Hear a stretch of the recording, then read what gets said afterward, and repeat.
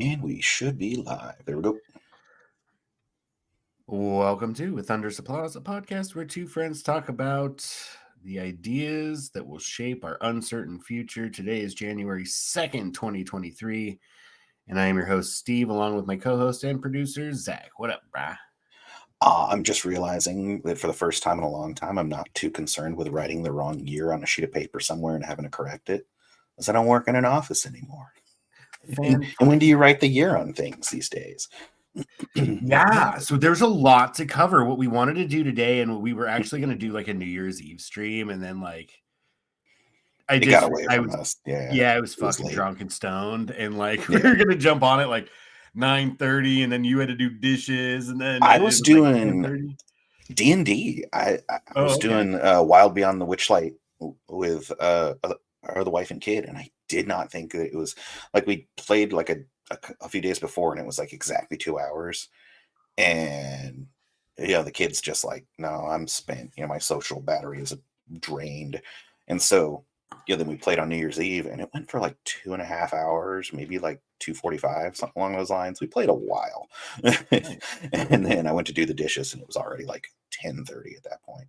So Yeah, so we couldn't do canceled it. it, and Yeah. then I didn't even bother to ask about a New Year's Day stream because I just figured we'd do it on Mondays, which is when we Yeah. usually do that shit. And we're a little late today. And speaking of role-playing games, I think at Hmm. the end of this stream, we're gonna fuck around with the AI chat Yes. guy. it's it's glorious. Um, and that's kind of why we're late today. We fell down the rabbit hole, and we're kind of seeing what it would do. I'm gonna call it Um, GPT. yeah, You Chat know. GPT, I think. Um, I actually saw Eckhart's Ladder, which is like he calls it Star Wars, Halo, and more, but it's like one of those gaming channels. It's not really a gaming channel. Mm. And Eck is fucking cool, or Justin, whatever his name is.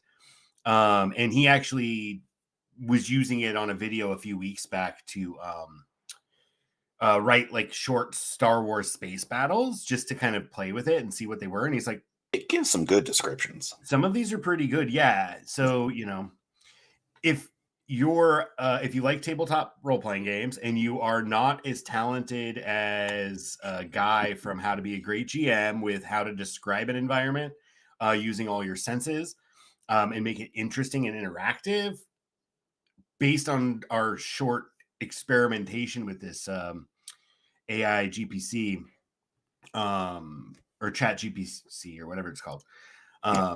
it looks like it'd be a very useful tool for people like me who struggle to paint a really engaging picture when you're doing tabletop role playing game. The It does it actual pretty vividly. ROLE role playing instead of ROLL role playing, where we're just like, all right, you see I somebody, got a crit. I rolled a shoot. Yeah, Yeah. exactly. So anyway, yeah, we're gonna get to that at the end, but we were kind of want to do a recap on 2022, and some pondering. I don't want to say predictions, but and just some kind of like critical thinking about the year in store. Right? Yeah. Does it sound good to you, Yeah. Brad? Sounds good. You want to go that short little clip? We're calling this shooting the Poodoo, Shooting the Poodoo. which Yep. actually I heard that Poodoo translate from Huttese translates to fodder, Yeah. not I, shit. I've, I've read different. I don't buy Who it. cares? It was fucking Yeah. juvenile, and anybody that complains that the sequel trilogy had poor writing, hey, we're back to the fucking talk about the sequel trilogy. What's up with that? Anybody that said it has bad writing is absolutely correct, but guess what? So did the prequels, and we still love them. So fuck Yep. it. I hate sand. It gets everywhere. It's coarse. I hate sand. I'm gonna start this video real quick. Did I tell the story about having to correct? Like we basically stopped. We were No, go watching. on. Did it what? I don't think so. Yeah, no. So we were watching Attack of the Clones with the kids. We started at Phantom Menace and watched Attack of the Clones. I think we watched all of them through, but now we're watching the Clone Wars. We're in late seasons. Ahsoka just left the Order. Um, so it's like Spoilers. that weird season without her before the other last season they did, which was much better. They did Hmm. it years later. And we're like watching Attack of the Clones, and we like straight up paused it and we're like, this shit is not okay. Like the way that he was like being fucking hella creepy, and then it was like, oh yeah, I Oh spotted yeah, them like yeah. animals, and then she's like, let's get married. We're like, Hey, that sounds like, okay. And there you're were like, fucking red shouldn't she flags be all over reporting that him motherfucker. to somebody? Yeah, that whole thing was like, who wrote this? They must have a George weird Lucas without his relationship. wife. Yeah, And I he's mean, got a I thought they, really weird interpersonal relationship, I'm sure. yeah, and I heard somewhere that like I know The Empire Strikes Back was written by a competent like screenwriter, Yeah. but I heard that like the whole kind of like romantic thing between Han and Leia like had her hand all over it. Basically, he was just like, I don't know this love shit. Yeah, it was basically like um George Lucas was just a fucking dud. Like I mean, in I terms could of believe it. romance. And so like Yeah. the wife basically wrote her fantasies into Han and Leia. Yeah. It's like, we should do this for me. I don't know how. Yeah, and it Uh, actually wound up being one of the better elements of the show because you know when they're in the ice caves when the base on yeah. Hoth is attacked, or no, right before that, and there's Yeah. kind of like ooh, this like I'd rather clear kiss a clear Wookiee. sexual tension. Yeah. And then at the end of the movie on Cloud City, when he's about to get frozen in carbonite, she's like, "I love you." He's like, "I know," Bitch, I know. which is just fucking badass. It just that's what made Han Solo as a character, in my opinion, like it's one of those things that fits so well within building his character as he was. Like it's just like, Mhm. yeah, I know you do. Like fucking badass. Anyway, we're not here to talk about Han Solo. Being a badass. Yeah, Yeah. It's, yeah. So we're gonna talk a little bit about some things that really are kind of heavy on my mind. There's a lot of stuff, um, which is really just we can't cover everything every time we speak, or every time we're doing a show. But I watched a really great interview. I forget the guy who's being interviewed, but it was Adam Taggart on Wealthion, which is like a mostly financial analyst mhm. YouTube slash podcast that I consume. And it was really fascinating. There's a lot of movement, and for anybody who's a renter who has felt the squeeze of constantly increasing Yes. rents, Yeah. It's why I basically move a this lot of times. what's that? It's why I move a lot of times. Like thinking back to reasons Hmm. that I moved when I lived in Chico is because the price kept going up and it got to a point where I was like, I can't afford this place anymore. Yeah, and so like this whole conversation was about like a massive market correction that will like probably play out over like 5 years or more. But Mm, basically, like what they were saying is kind of like housing has just been this you know speculative asset, and it's had so many problems and it's not sustainable. People don't have the yeah. money to keep paying higher rents, and so basically there's going to be a big correction. They were expecting like corporate landlords like the hedge funds and shit that bought property after 2008, Mhm. and before, but really in earnest after the financial crisis, with the collusion of the federal government, Geithner and Obama and those fuckers. Um, but anyway, like they were basically saying there's going to be a multi-year, potentially it's stretched out to the better part of a decade, correction where housing prices and Mhm. rents are going to drop substantively and then find a new equilibrium and probably um not ever move back into that territory where they're a speculative asset, which I found really hopeful because this is a I guy who's like a financial analyst. I mean, it's hopeful, but it's hard to believe just because there's so few places for wealthy capitalists to park their money anymore. And so it seems like anywhere they can, they will. That's true. However, that is part of a process of the great deleveraging, I think, is finally here for 2023. Before Mm, we get too deep into talking about 2023, let's talk about 2022. yeah. Um, how was it for you? And what do you think the most important things that happened um, in your personal life or in It, the historic sense? yeah. I mean, for me in personal life, it was a fucking roller coaster because I was started off the year, working at a bank, very unhappy with it. Like, had a plan to get out in April and did.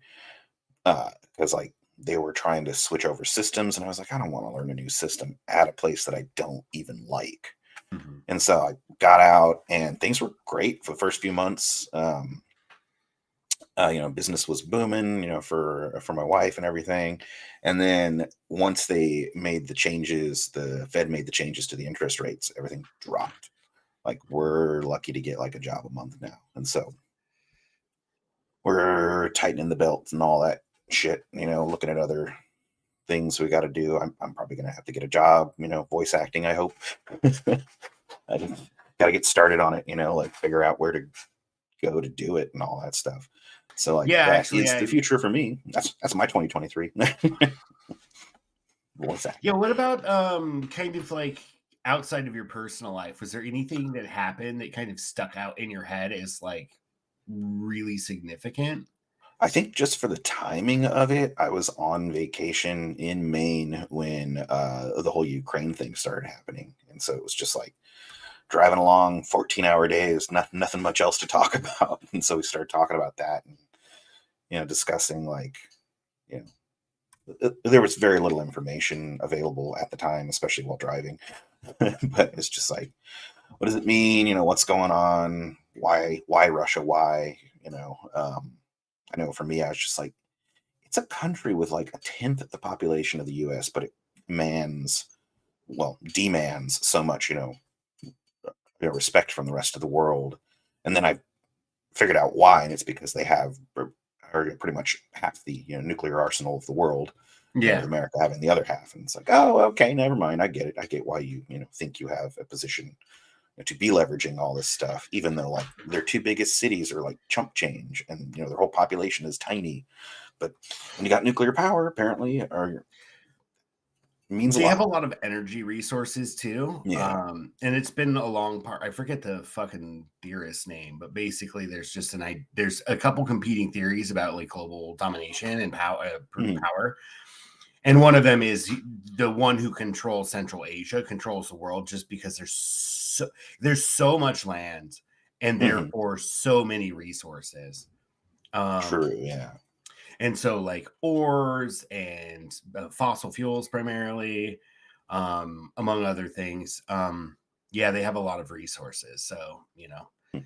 that also commands a lot. But you're right, their economy is small, their military is comparably small. Yeah. um so yeah, I mean that's probably one of the bigger stories of the year. I think domestically, I think this kind of I don't know, this kind of interplay between like right wing, like there's right wing and reactionary forces, and they're gaining ground in some places and they're losing ground Mhm. in other places. I think that's really fascinating to watch. Obviously, Oh yeah. the repeal of Roe, big deal, not really to me because I mean, both of us are, voluntarily sterilized. So, like, Yeah. not a big deal. Um, but I mean, not a big deal personally, but like in the grand scheme of like um politics and also the safety and freedom of young women, right? Yeah. Big deal. And so you have this kind of like push toward Handmaid's Tale, and you have people pushing back.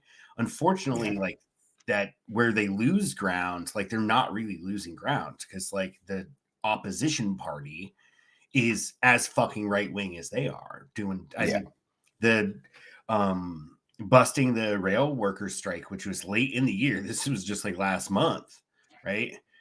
I think is probably will be noted as like a historic event. And I think Although go ahead.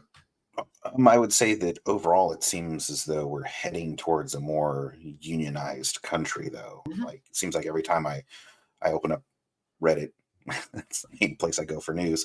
It's the front Some page of the other, internet. It's cool. yeah, yeah. I think they changed their logo from that, or slogan. But it seems like every time I open it up, there's some other Starbucks or Amazon place or whatever that's unionized, and it's like emboldening other people. And they're like, well, maybe we don't have to put up with bullshit every day of our Yeah. lives. Yeah. There were significant labor gains for sure. Yeah. Although there was also the normalization of school shootings. I was like, Mm. guess it really sunk in when I went to visit uh, my niece and step or a sister-in-law, and she had a book that was like it was like a child's book about a school shooting. And it's basically like fiction presented in a nicer light to like educate children on what to do during school shootings. I was like, the fuck? That's dark as shit, bro. It's dark as shit. And I was just like, oh my God. And she had two copies because she had one that like she had bought for herself and somebody else gave it to her as a gift. So like it's common enough that people are giving these things away as gifts. And I'm like, oh my fucking God, dude. How? How did we allow it to get to this point? Because we can't take away people's guns, obviously. That would just be strange. Never mind. Well, yeah, I mean, obviously, that's a fucking question we have to, because I come on the pretty hardcore pro firearm ownership like Yeah, side of that. Um, guns are fun. I like them. yeah, I mean, they're a fucking cool hobby, and they're really useful, and they're probably one of when you like look at humanity like in the broad scheme of things, right? Writing, fire, like control of fire, Yeah, um, and firearms, yeah. like And uh all their predecessors, bow and arrow and everything. Yeah. yeah, but I mean like specifically the firearm like Oh, okay. completely transformed warfare. Like, and there Yeah, was and a that's the thing is it long period. transformed warfare, but like bow hunting and spear and stuff like that, that transformed food. But like, I don't really think that the gun transformed hunting as much as it did warfare. No, the basics of like tracking it. Yeah. And I'm not going to pretend I'm a Yeah. fucking hunter, but like No. as I understand, the basics have been the same. Whether you're going to chase it off a cliff and then collect its fucking broken ass body and cut it up, Broken ass or mammoth body. yeah, or spear it or whatever. Having blinds and then people waiting, you kind of like route it and chase it, and it kind of funnels it down into a place where you could fucking stab it. Yep. Which they kind of determined, I guess, from like looking at x-rays of like rodeo riders, like their bodies, and looking at their breaks, and rodeo Hmm. clowns, and being like, Hmm. oh shit, they were like, most of these kills were not like at a distance, like they were engaged with it and it was fighting them back. It was like, oh shit. Oh shit. But you're right. But I mean, like, not just fucking, but like so like the pattern of walls, city walls, right? Hmm. And Mm. for almost all of like civilization, um, where we had organized societies and food surpluses and elite classes that were maintained by food surpluses. So, like the Neolithic Revolution and all of the changes that human organization went through, and the walled city existed pretty much until that transitional period when Mm. gunpowder went from being like fireworks and other kinds of minor explosives Right. and into hand cannons, which were literally like they were little tiny cannons with a little Yeah. tiny cannonball on a fucking right. And that became like the first muskets, but really like artillery. Because Yeah. you could have a trebuchet or catapult or other kinds of means of like launching like heavy projectiles, but none of them compared to the power of a cannon. So like the whole like pattern of creating a walled city Hmm. and preparing it for siege against your enemies like became moot. Like you couldn't do it, and it didn't even make sense to fucking spend resources to build a wall at that point. Ah. Yeah, Yeah. I mean, and it just changed like thousands of years of human of how we designed human settlements and basically rendered them obsolete. Um, and the efficiency of the firearm in hunting and killing, right? Like imagine there wouldn't be no fur trade, right? Like not saying that those were necessarily good things. I'm just saying like human history has largely been driven. There's actually a great book by John Keegan, who's I want to say he's at Cambridge, don't quote me. It's been a while since I looked at his biography, but he's a historian, and he wrote a book that I really loved called God. Now I don't even remember the name of it. I want to say it's kind of a history of warfare. It's pretty simple. John Keegan, Keegan. And A History of Warfare is his whole thesis is about how warfare changed by weapons. So he talks about like Bronze Age and the chariot. He talked about why like steppe peoples who were horse peoples were so successful in their incursions and eventually like taking power and being an engine of ethnogenesis in Central Asia and in Europe, of these peoples coming in and then settling there and then being part of the landscape. Aspects of language and culture were adopted, et cetera, so forth, and to make the peoples of what we now call Eastern Europe and Central Asia, right? That's just an example of what he talks about, and the firearm has a significant player in it. And then he ends talking about nukes. And how the nuke kind of changed the landscape. Can't really hunt with a nuke. You can't, but I've been doing Otherwise, I'm sure Americans would have them. a lot of reading on nuclear weapons over the last. My nuke for deer hunting. I've been doing a lot of reading on that subject for a while. I did it first for when I thought Hillary Clinton might be able to squeak a victory. I was very concerned that we might end up in a nuclear confrontation. And of course, we just had to wait until another Democrat was in power, right? And I say that not as someone who takes sides. I think they're both equally pieces of shit. But it's kind of bizarre that I'm stuck in this position where I'm like, I felt safer under Trump. But maybe that's because I'm a fucking white guy who doesn't watch mainstream media. Like if I was a brown person or a woman who watched mainstream media, I would probably fucking feel more at risk under Trump than under Biden or Clinton. But so maybe it's my privilege that I say I felt safer under Trump, or maybe it's because as much as they said the motherfucker was a lunatic, he's not a lunatic, and he was not willing to escalate this into war. I mean, he's corrupt as fuck, but the whole system. I think he was too lazy to escalate it into war, honestly. I think so. Sounds like so much work. But I think also like it just kind of fits his personality of like machismo, and like Putin is filthy fucking rich, and Kim Jong-un or whatever the successor, I forget who's in charge over there now. He's also filthy rich, like they all are, right? And I think it's also like that they command so much authority and respect that like they kind of like you're like, yeah, we're the fucking good, we're the fucking tough guy club or whatever. I have no idea, but I definitely did not feel at any point in time during the Trump presidency that we were at risk of nuclear war. Not once. He was buddy with the other guy with nukes. So I wouldn't say they're buddy. He did all sorts of fucked up shit. Yeah. Seemed to like him. I mean, I think on that level that I was saying that they're like tough guys. But I don't think they were buddy. I think that that was one of the kind of myths that mainstream media had perpetuated in the preceding years.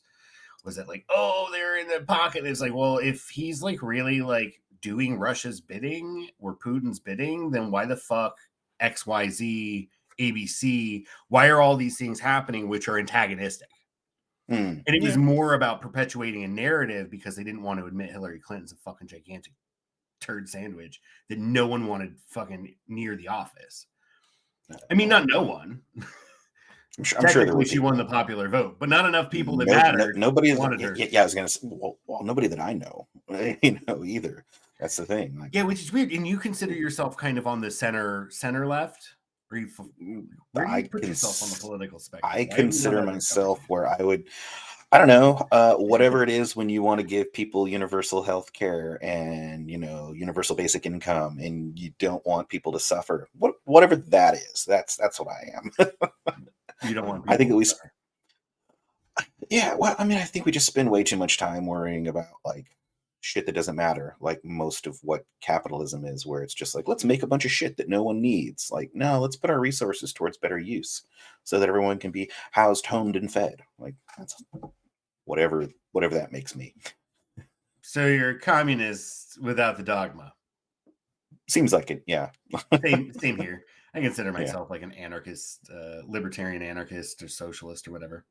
Oh man, we Libertarian had some socialist. spam come into the chat. What's that? So we had spam come into the chat a couple minutes ago. I had to block it. Perfect. The guy advertising hot girlfriends. That's fucking weird. I just got one of those in my YouTube sidebar feed. It was like foreign, and They it's, come in. yeah, it might be Yeah. perpetuated too by like a bunch of refugees from Eastern Europe. And they're like, oh, let's see if we can try and rehome them with some lonely fucking white dudes in America. Yeah, man, I Making told you America when I strong. was in Afghanistan, one of the fucking guys I worked with, this old timer motherfucker, dude. This guy like wasn't drafted during World War II, but he Mhm. was old enough to be, or maybe he was just too young. Like he was at late teen. Probably just too young. This last Veterans Day, I saw people with the World War II hats, and I was like, "Don't you need to be like fucking 90?" Yeah. And I looked into it, and like some of the youngest people were like barely teenagers when they joined up, either by lying or just because they were needed, and they didn't tend to be on the Because really, battlefield. those things don't matter when military strategists need fucking meat for the grinder. Well, and a lot of Basically. times it wasn't even meat for the grinder. It was like, oh, you're going to be the valet for this, officer, Oh, interesting. and that way we can put his former valet onto the battlefield into the meat grinder. And so they had a bunch of like really young, Or courier, boys, inter-office couriers and shit. Yeah, basically I like, hear you. I oh, hear like you you. pass out the mail, yeah, yeah. And so I Yeah, was you're like, the guy oh, that sorts the okay. fucking mail. And so I mean, like they were 14 and 44 or so. A lot of them joined late. 14 and 44, and then what the fuck numbers are failing me? What is 2022 minus 19? If they were born in 78, 1930, 82. They're like 90s, and I was just like, that guy doesn't look 90. Am I bad for thinking that? Probably. that's fucking stolen valor, dude. If you were in World War II, if you're a World War Yeah. II vet, you'd be dead right now. That's what I thought. I was like, no fucking way. Because my grandpa died ages ago, and he joined when he was like 18. And he joined like near the beginning of the war. And I'm like, he died fucking ages ago. My And he was grandpa like joined at the very 80. end of the war Yeah. at 17 Yeah. in 19, and he was trained up in time to be in theater before we dropped bombs and Japan Yeah. surrendered. Yeah. He was in the Pacific Theater, but like he died fucking in 2005 or something. Yeah. So Yeah. 50 to almost 15, 20 years ago. Yeah. Yeah. So I'm just like, how? And At I like guess it's 80 possible, but something. I guess it's possible. Yeah, And then I exactly. was like, maybe they're wearing their father's hat, maybe? I don't know. It seems weird to me. Who the fuck knows? Who the But fuck hey, free knows? food I is don't free even food. bother. Free I food think at that it's Denny's kind is of free food at Denny's.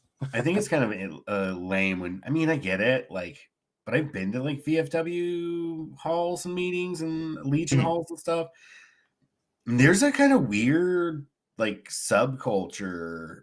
It's Mm. of I've only been once. I didn't stay very long. I had some drinks. I thought about joining, and then I was like, oh, let me see if I want to go back.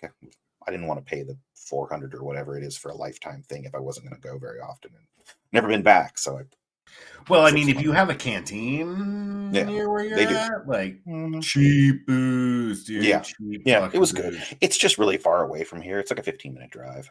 Yeah, and well, that's part of it. And the other part of it is like, well, that's cool, but like I can go to a brewery and watch like live music and shit. And here I'm just hanging out with fucking people on borrowed time. But you were saying there's like a subculture there. Yeah, precisely. There's a subculture of people that just hang out in these vet clubs. And it's kind Oh, of weird because like it's almost like even though like just by looking at them that like their military service fucked them up, but they're so lean so heavy into that identity mhm, of being a vet um that they kind of don't they're not outspoken. mm, um I mean, even like, I'm a member of Veterans for Peace and I fucking love those guys and I want you to be a member too, but like mhm, um it's kind of very similar, right? And I mean, we speak out against war, absolutely, we're Veterans for yeah. Peace, but like it's a different part of the subculture, but there's a lot of like identity driven vet groups. I'm a um vet when it gets me free shit. yeah.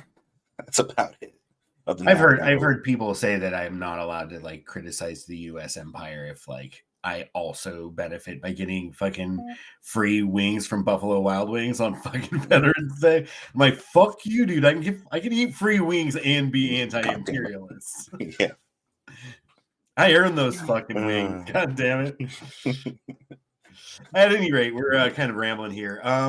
Let us go to 2023. All right. So we're going to start with a clip from the infographic show. Please don't report us for copyright. It's a very short clip. I feel like this art style, I see it everywhere. There must be like there's programs to do it, I think. Yeah, and you like, how can you turn out a video a fucking day if you were hand animated? Oh yeah. Well, anyway, here we go.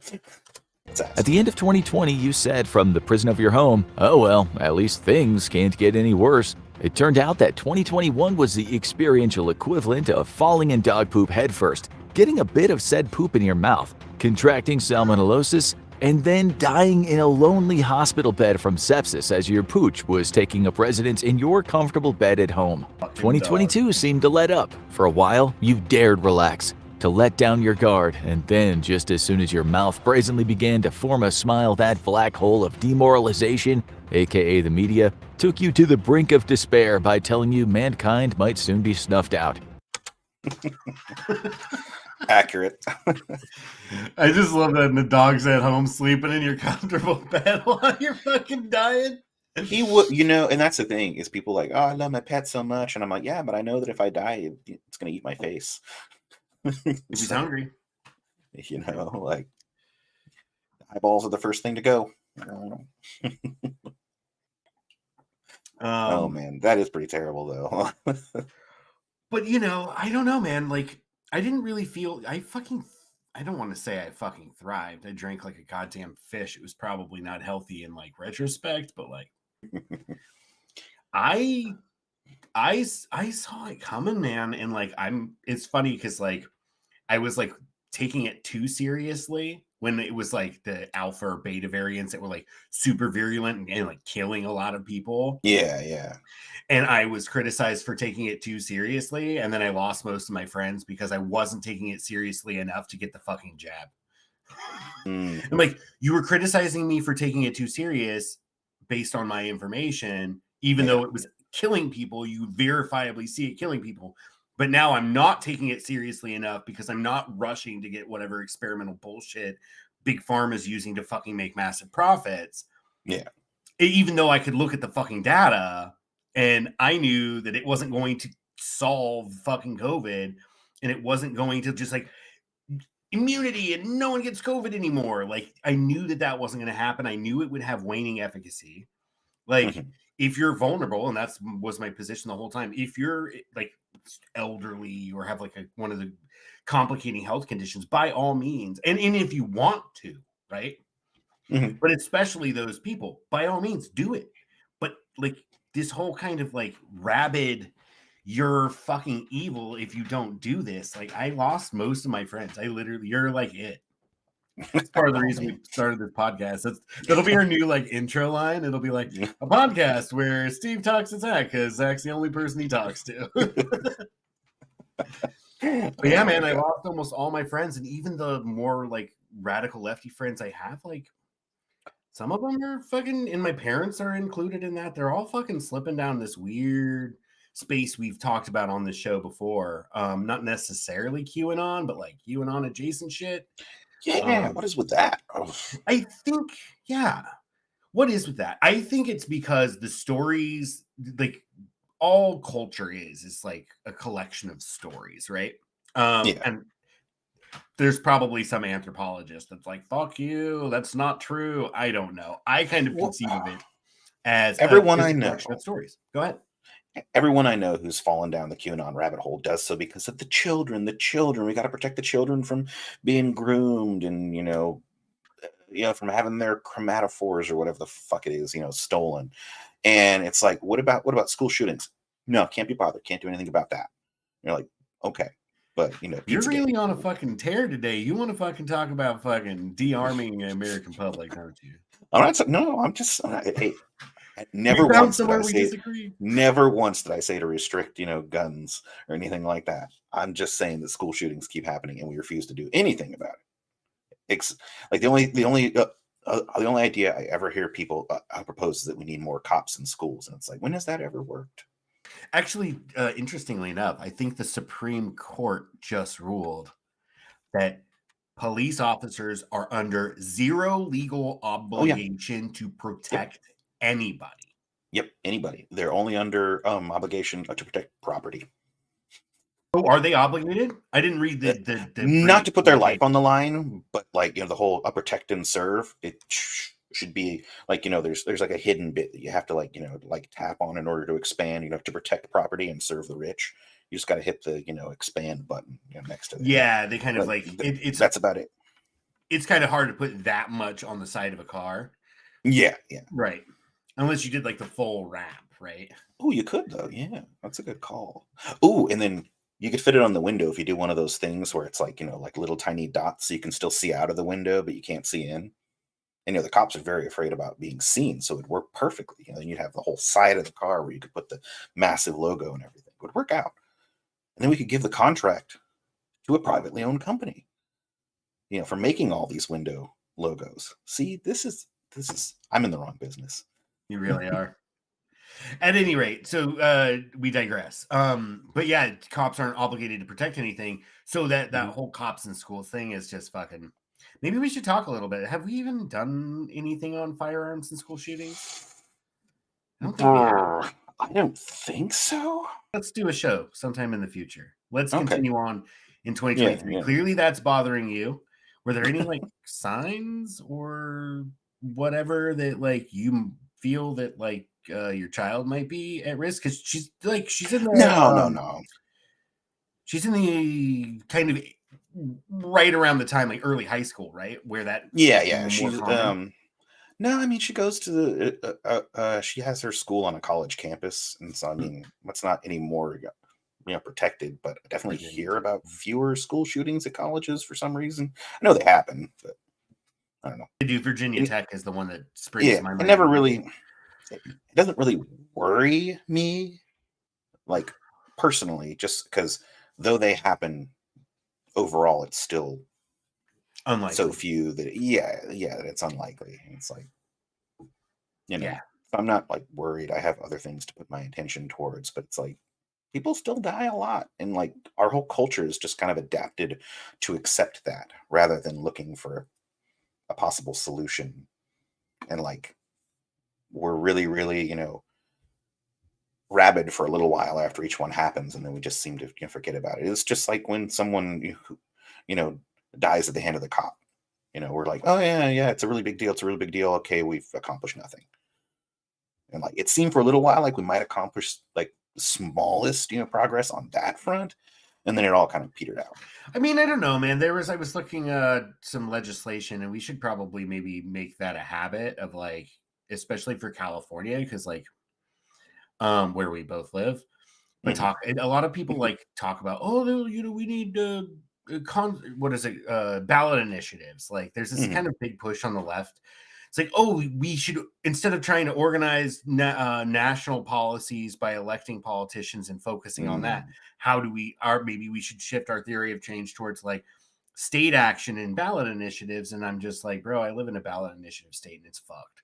Like ballot initiatives get used for such bad shit all the time. Remember, it was the Supreme Court that made gay marriage legal in California because Mhm. voters said no by Right. ballot initiative. Voters Right. said no, we don't want gay marriage. Well, and then ballot initiatives tend to get used by corporations for Oh, the gig things. work one is the big one for me. Gig work one. Oh, the one that gets me is like every time the dialysis clinics. Oh yeah, every It, fucking it, it cycle. gets brought up over and over again, and every time they lose, and it's like I really just want people to think for even like half a second, like what is more likely that they're going to have to shut down dialysis clinics or that they're going to have to accept lesser profits and stay open but still make profit. A company's not going to say we're not making enough profit, let's close down. A company's going to say we're not making enough profit but we're still profitable, so we're going to stay in business. Well, Like, that's kind of one of those interesting kind of mental exercises that people use, especially kind of like right or libertarian elements, use about economics all the time. Well, if you or in the city governments did it with fucking charging lease taxes, basically, like make landlords if 65-70% of everybody in the city rents. Mhm. 6 out of 10 fucking people in the city rent. Mhm. So look at all that revenue that could be collected to be used for programs for secure, supportive housing for unhoused folks, or really what's more beneficial, diversion programs to keep people from ever landing on the street when, you know, their life unravels, you know, due to various reasons as we've discussed here. But then they're like, no, nobody will build houses if they you know can't extract as much fucking profit and build the kind of house they want. Like you can't tell them what kind of house to build, they won't build them. Or oh, companies are just going to go overseas, or companies are leaving California because California taxes. It's like it's not taxes, it's because their fucking workforce can't afford to fucking live here. Right. Well, and then even when they leave, you know, they're like, "Oh, we're going to lose this business." Well, another one's going to spring up in its place. Right. And the thing is that like it actually is bullshit to say, like you said, do you really think when there is a demand and they're already built to meet that demand, that they're going to pick up and pull shop because they're being forced by law to hire like one person or like One person. It's like a doctor per clinic or something like that. It's yeah, not and a so you lot. might have 2 or 3 for Yeah. rotating for vacations and shit. Yeah. But you might have a couple people per clinic, right? And But like doctoring isn't the massively lucrative career it used to be, you know, like you might have to pay them barely 6 figures each. Like, let's move on because we'll be here forever if we do not. But you're right. Ballot initiatives don't necessarily fucking work. The gig one is yeah. the big one for me. The state of California fixed that shit. But I did want to say, I saw that the state of California has grant programs, and that was the point I was getting at. Grant programs to help organizations for developing capacities to be crisis response people, so that we can have a program, so that there's some funds available, not a lot, but there is a mechanism that exists that the future legislatures can put more money into if they want, to provide alternatives to policing for like crisis situations, especially with like mental health care crises, etc. Yeah. Which would have saved the life of Desmond Phillips locally. Is just one example of a black man killed by police, black and indigenous man killed by police. And if there were mental health crises response, then he wouldn't have probably died.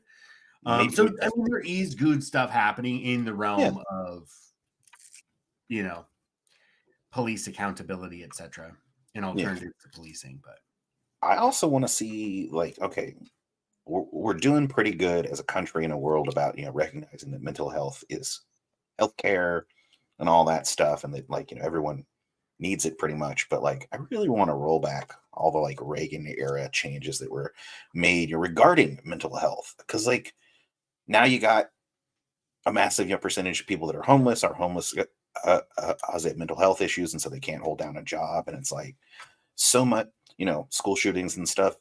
You gotta suspect that that is, you know, a mental health, you know, issue that could be addressed. 100%. And so it's like so much of this, so many of the problems that we have could be addressed with better, you know, mental health care. Even if we're not going to do like physical health care, let's at least do that. You know, let's at least do some mental health care. Yeah. And that kind of brings me back to the thing that made us slip way down this way, about cultures being basically like a collection of stories. And I think when you see people slipping into kind of like, I like had to like stop and be like, firmly tell my parents, no, climate change is being driven by our burning of fossil fuels, no matter what other fucking thing you recently heard about the tilt of the earth or whatever. Like, that's not what's happening. And like, Whoa. and just have to be fucking firm. And they're like, Yeah. but it's just an excuse because the globalists all want us to fucking eat bugs. Like, and you're like, No, it's not. Like when people talk about insect protein, they're talking about a world where they're trying to like make sure that everybody has enough to eat Hmm. in a sustainable way. So that might be one of our options. I don't think it's a terrible option actually, because No, many cultures around the world still eat insects. We had yeah, chapalinas when we were in fucking Mexico, bro. it They're just is the like, crickets and yeah. fucking fondue. Well, Go ahead. it's big. Oh, that sounds good, actually. Well, it's such a low level protein as well. You know, they eat plants for the most part, and a lot of them can eat waste. Yeah. So you can get human like protein fit for humans from waste. It's delightful. That's why I like the cow. He converts something I can't eat into something I can Well, and eat. like crickets, they'll eat pretty much whatever green you give them. So you can that makes crop rotation easier, and then Yeah. you can actually like tend to the land more easily instead of having to grow sorghum or soy or whatever is currently profitable and destroy the land. Yeah, it's true. Um, There's a lot of things. But it's interesting because like I think what happened is the collection of stories that mhm, like created our culture have all been um proven to not really explain the world we live in. Um mm, and ultimately like that leads to kind of this kind of I don't want to say conspiratorial thinking, but like this kind of like grasping at straws and like big boogeyman, right? Like mhm, is rooted in the fact that there must be somebody because none of this makes sense. It's not, but people don't understand like how subtly the system works mhm. and like permeates every aspect of our existence. So it's just fucking capitalism, dude. This is late stage capitalism. This system that has been dependent on being able to extract interest, which then or therefore requires growth because you have to pay more for it later than it's actually worth, right? So you have to continue to grow, has reached biophysical limits. Yep.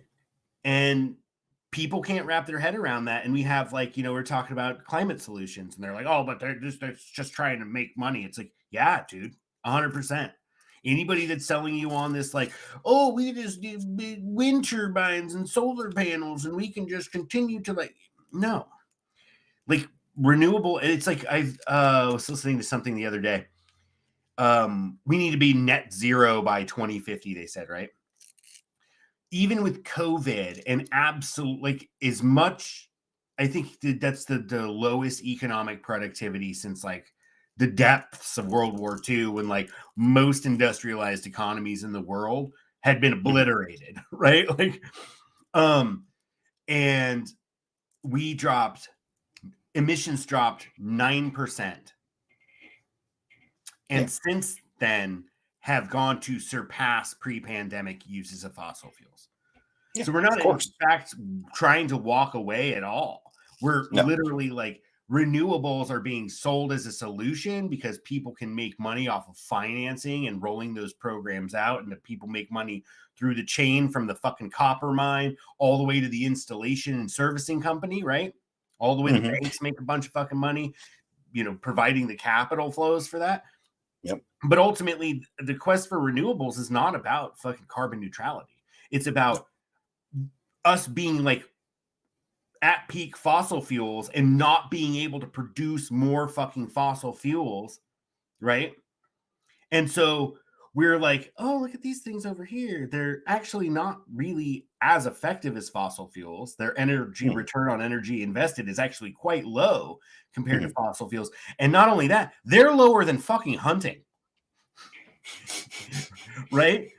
But why are we pushing them? Why are they being pushed as a solution? Well, the reasons I explained to my parents, number one, no politician will get reelected if they fucking tell the truth about like what's happening. They wouldn't. Yeah. People want solutions without change. They don't want to give up an industrial lifestyle. And Yeah. so they're just like, well, what can we do? Because I don't want to give this up, right?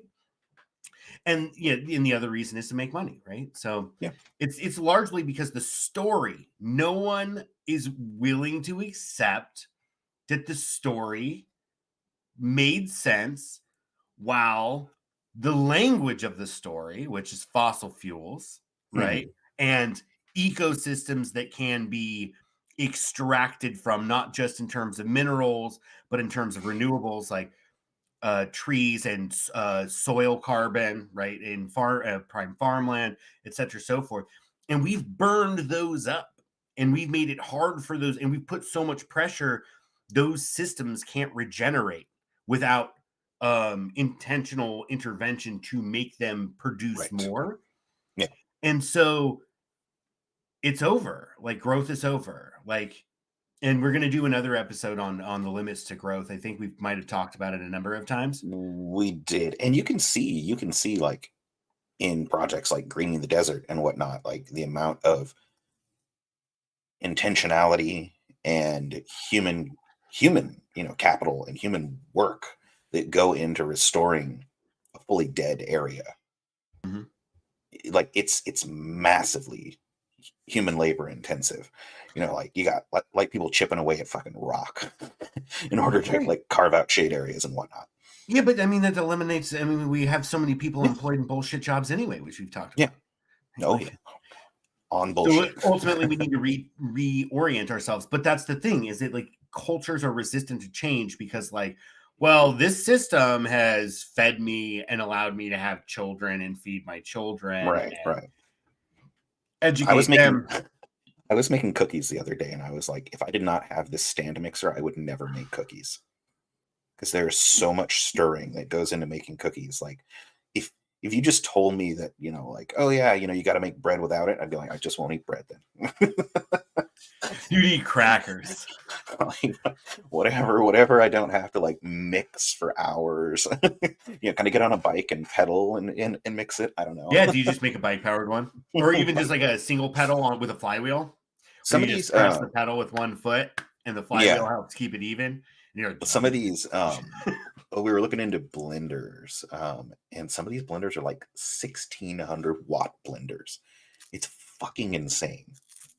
Massive power draws. It's like, Jesus Christ, man. You're gonna fucking trip a breaker. Just so I can have it. Probably, if we ever get one of them, they're fucking expensive. That sounds like commercial shit. You would need to be wired for a They, commercial. Are they 240 it's or are they 110? 120? No, it's normal 110, but it's from a company called Vitamix. They started off making Oh yeah, of course. Yeah, they're fucking in restaurants and everything. I mean, they're top. Like, I like to buy quality shit that lasts forever. So of course I'm looking at the fucking thing that costs like $550. Yeah, I accidentally If it dropped lasts the forever, I fucking- don't care. I accidentally dropped the blender. I forget the brand. I think it might be a Vitamix. It dropped the can on top. Fucking cracked.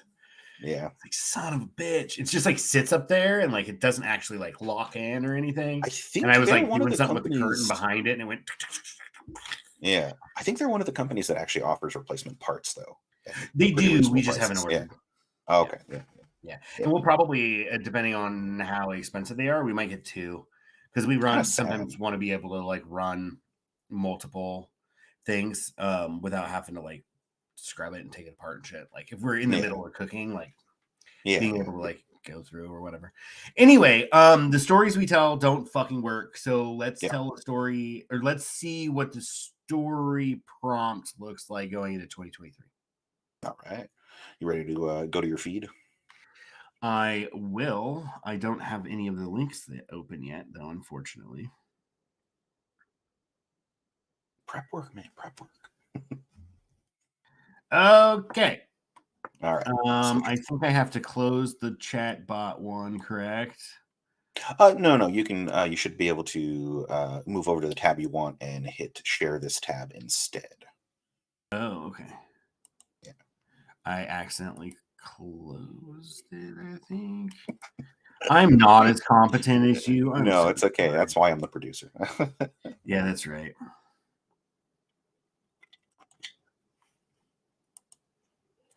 So you should actually see fairness and accuracy in reporting.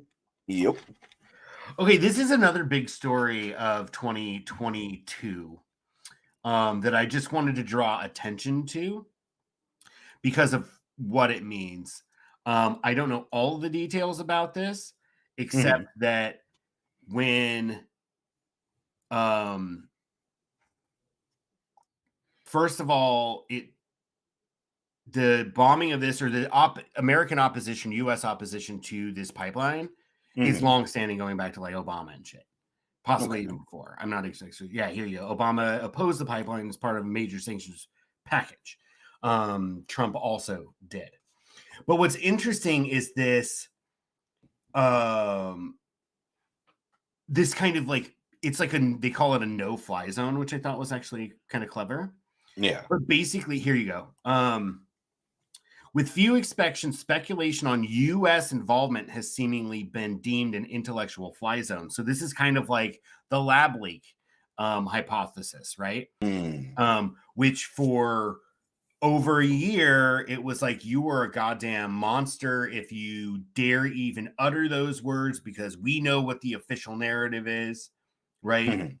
And then now with with getting unredacted FOIA documents, we're actually finding out there wasn't a consensus at all when they decided to say no, absolutely, it was fucking zoonotic in origin, right? So like, in the paper trail you see in the emails between these individuals is that like they intentionally like just wanted a narrative to tell the public, even though they weren't certain, and in fact, like in some cases, they were leaning towards a lab leak.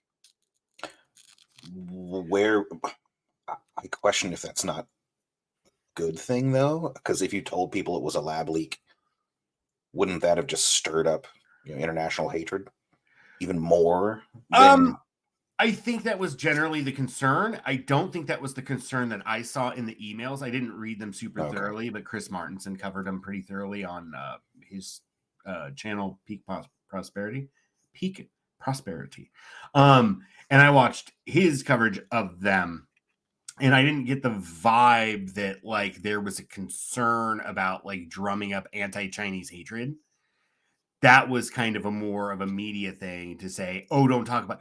I think what they didn't want, what I gathered, is that they didn't want people to question the institution, and they certainly did not want Congress, which allocates funds for that kind of research.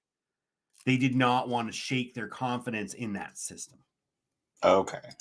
And in fact, one of the virologists that basically became the guy who published this report in Nature saying that it was only in zoonotic in origin or whatever and could not possibly be a lab leak, was talking to Fauci and the rest of those fuckers, and wound up getting massive allocations to his like research institution that he founded, like tens of millions of dollars, and not all just right after. Like he's continued to get money for his research. So he's basically kind of like, if I do this, then I don't have to go look for fucking grants. I can do what I want to do in my lab and not have to worry about funding, because I'll be funded because I'm playing the game. So my question would be, though, if it were lab, then wouldn't the country who it escaped from have an easier time making the vaccines and been the one to create and sell the vaccines? Like, wouldn't that be a great opportunity for China to be like, hey, look, we also have the vaccine to this because we created it, and now give us billions of dollars rather than Pfizer and Johnson & Johnson and all that stuff? I don't actually know. I don't. Well, I'm just thinking like logically, like what would be the end? Like lab leak, obviously unintentional, but then I don't think it was intentional. Wouldn't they have inside knowledge that would have made it easier? I don't think so, because the lab, I think the Wuhan Institute of Virology was a joint lab. Like there were American scientists there. There was American money going there. That was kind of part of the reason they wanted to fucking be like, oh no, it didn't come from the lab, because they didn't want to risk their funding, right? And so when it all boils down to it, it's just people serving their own interest and then us getting lied to. And so we talk about the bombing of the Nord Stream 2 pipeline. Obviously, people like Breakthrough News and the Gray Zone and other sources you can find that do a lot better reporting on this than I can give it justice by just reading an article. But I did want to say that, like, it's really interesting to me that, like, to me, it seems like the more the media treats something as like, hey, we don't talk about that. That's kind of my point in bringing up the lab leak hypothesis. The more it almost lends itself to the fact that they're covering it up, right? Does that make sense? You had it with the Hunter Biden laptop story, and we just had the Twitter files towards the end of 2022, right? Did you follow that at all? Not really. Basically, everybody that said, hey, Twitter is suppressing fucking information and like pulling tweets and this, that, and the other thing. It's beyond the scope of discussion whether they have a legal right to as a private entity and like where free speech is. That's a whole fucking conversation. Yeah. I don't give a shit. Fuck Twitter, and I think as a private company they can suppress whatever they want. Right. But that's and because people can we choose not to use them. Yeah, exactly. Or we turn to open source alternatives where that can't happen, that aren't ruled by, chat moderators that have friends in Washington, right?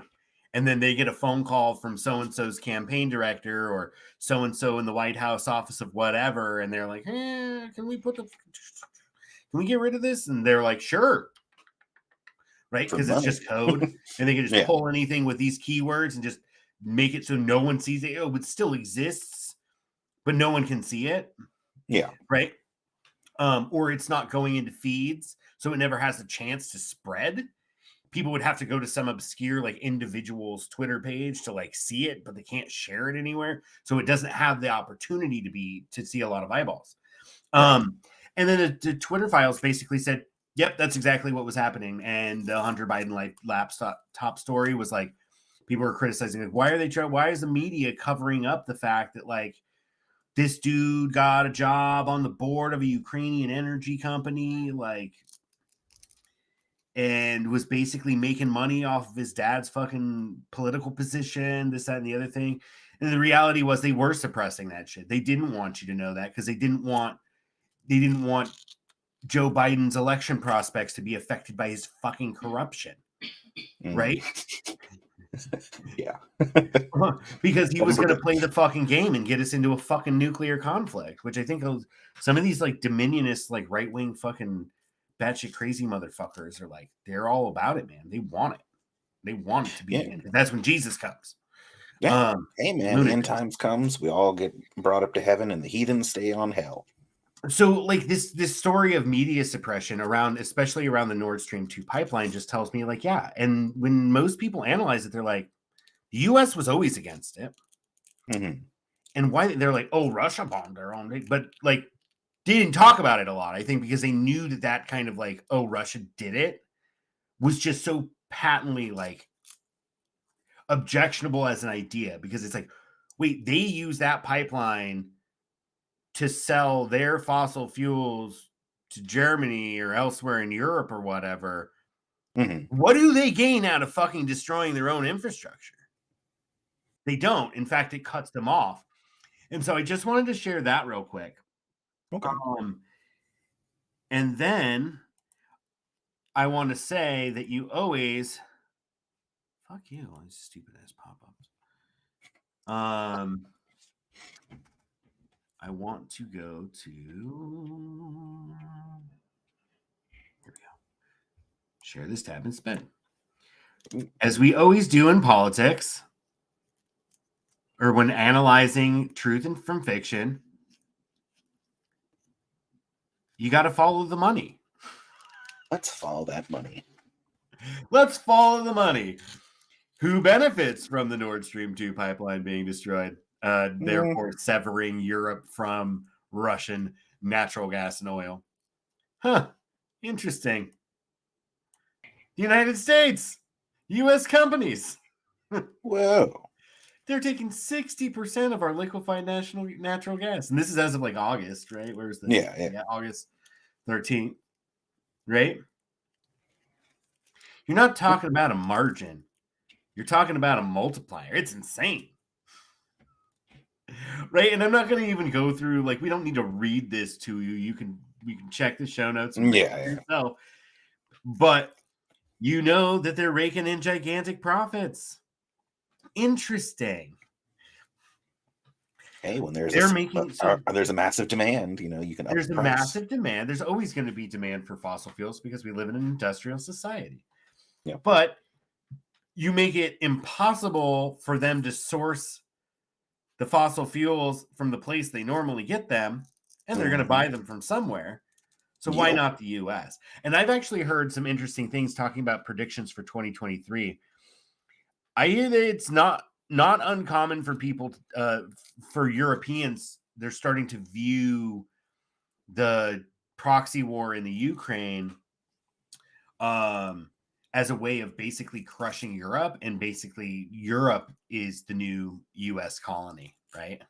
Pull the old, Uno reverse card on them. Yeah, exactly. And I wanted to pull up this one as well. So people are concerned. Like, I heard that there was like basically like a panic run. I don't want to call it a panic run. Maybe it wasn't. Fuck you. So many pop-ups. Fuck you. But anyway, I did hear that there were a lot of people installing like wood stoves and shit. Because Europe is cold. Remember during the last ice age, Europe was mostly under ice. So it is has continental influence, and it's a northerly climate, right? Higher latitude climate. And the Atlantic Ocean is not very big, so its moderating effect is much less significant than the Pacific. Pacific Ocean. Yeah. You were talking about living in Maine, right? Like, yeah. Well, that gets the Gulf. Well, that gets the Gulf Coast keeping it abnormally warmer than it should be for North Atlantic for its latitude. Haline. Yeah, the circulatory element in the ocean is what you're talking about. Okay, and it does the same for like the British Isles. Okay. And like northern France, and so those two areas are like abnormally warm for their latitude. Fair enough. Yeah, but everything else is very cold. So there's like, what are the consequences of an energy crisis in Europe? Well, like, so Germany was like what, the fourth largest economy in the world or something like that, right? What does it benefit the US to basically put like German industry out? Like, Germany had basically become like the creditor of like all of Europe. That's why the German central bank was involved in all the conversations along with the European Central Bank when they were discussing like debt restructuring with like the southern, what do they call them? The pigs: Portugal, Italy, Greece, and Spain, or whatever. It's basically the countries within the Eurozone that had kind of anemic economies, and ultimately cultures that are, I think, much better than Northern Europe, in terms of like the fact that they value things like, I mean, a little on the social conservative side for me, but they value things like fucking rest and recuperation and hanging out with friends and drinking heavily. I guess in Northern Europe, they drink heavily too, but at any rate, like, this is a big fucking deal for 2023. The consequences of this are going to be huge. And of course, you can't get away from the propaganda where it's like, to be clear, the energy crisis and it's Russia's fault. You have so many more ads on your version than I do. Oh, really? Yeah, I use a different browser that blocks a lot of ads. Well, I have to use this fucking browser because my browser doesn't work with OBS. I gotta use Brave, man. You're right. I will. Okay. So they're looking at like, look at this. Natural gas prices topped 3,100 for 1,000 cubic meters in mid-August, 610% increase over the same time last year. Benchmark electric prices surged 300%. We're talking about inflation, around 7 to 10% in a lot of like high need sectors, like food, being a very fucking big deal. And so, well, and then this is gonna trickle up. Yeah, I want to stop sharing because it affects everything. We don't need to read all of that, but yes. So fossil fuels are the master resource, right? Yeah, it's going to affect everything. Everything. And so it's so weird. For a while, we were set up where our faces were like next to each other, so it was easy. And instead on the side of the screen, now we're on the side again. It doesn't. What are you talking about?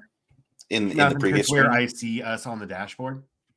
Oh, on the dashboard. Yeah, We it's were in the because you. center, so I could look towards my camera instead of off to the bottom of my Oh, screen. I think it's because you joined first this time, and then I came in after you'd already.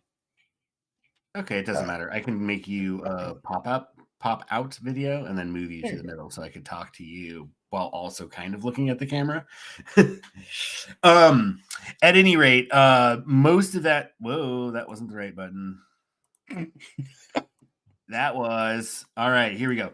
And so that's to say there's going to be a massive energy crisis. There is a massive energy crisis in Europe. That's going to have serious consequences and ripple effects beyond, right? We mentioned, I think, at the top about housing prices, right? Yeah. And a reset there. I'm not going to offer predictions because I'm not a fucking economist, but I consume a lot of content by people that are much smarter than I am.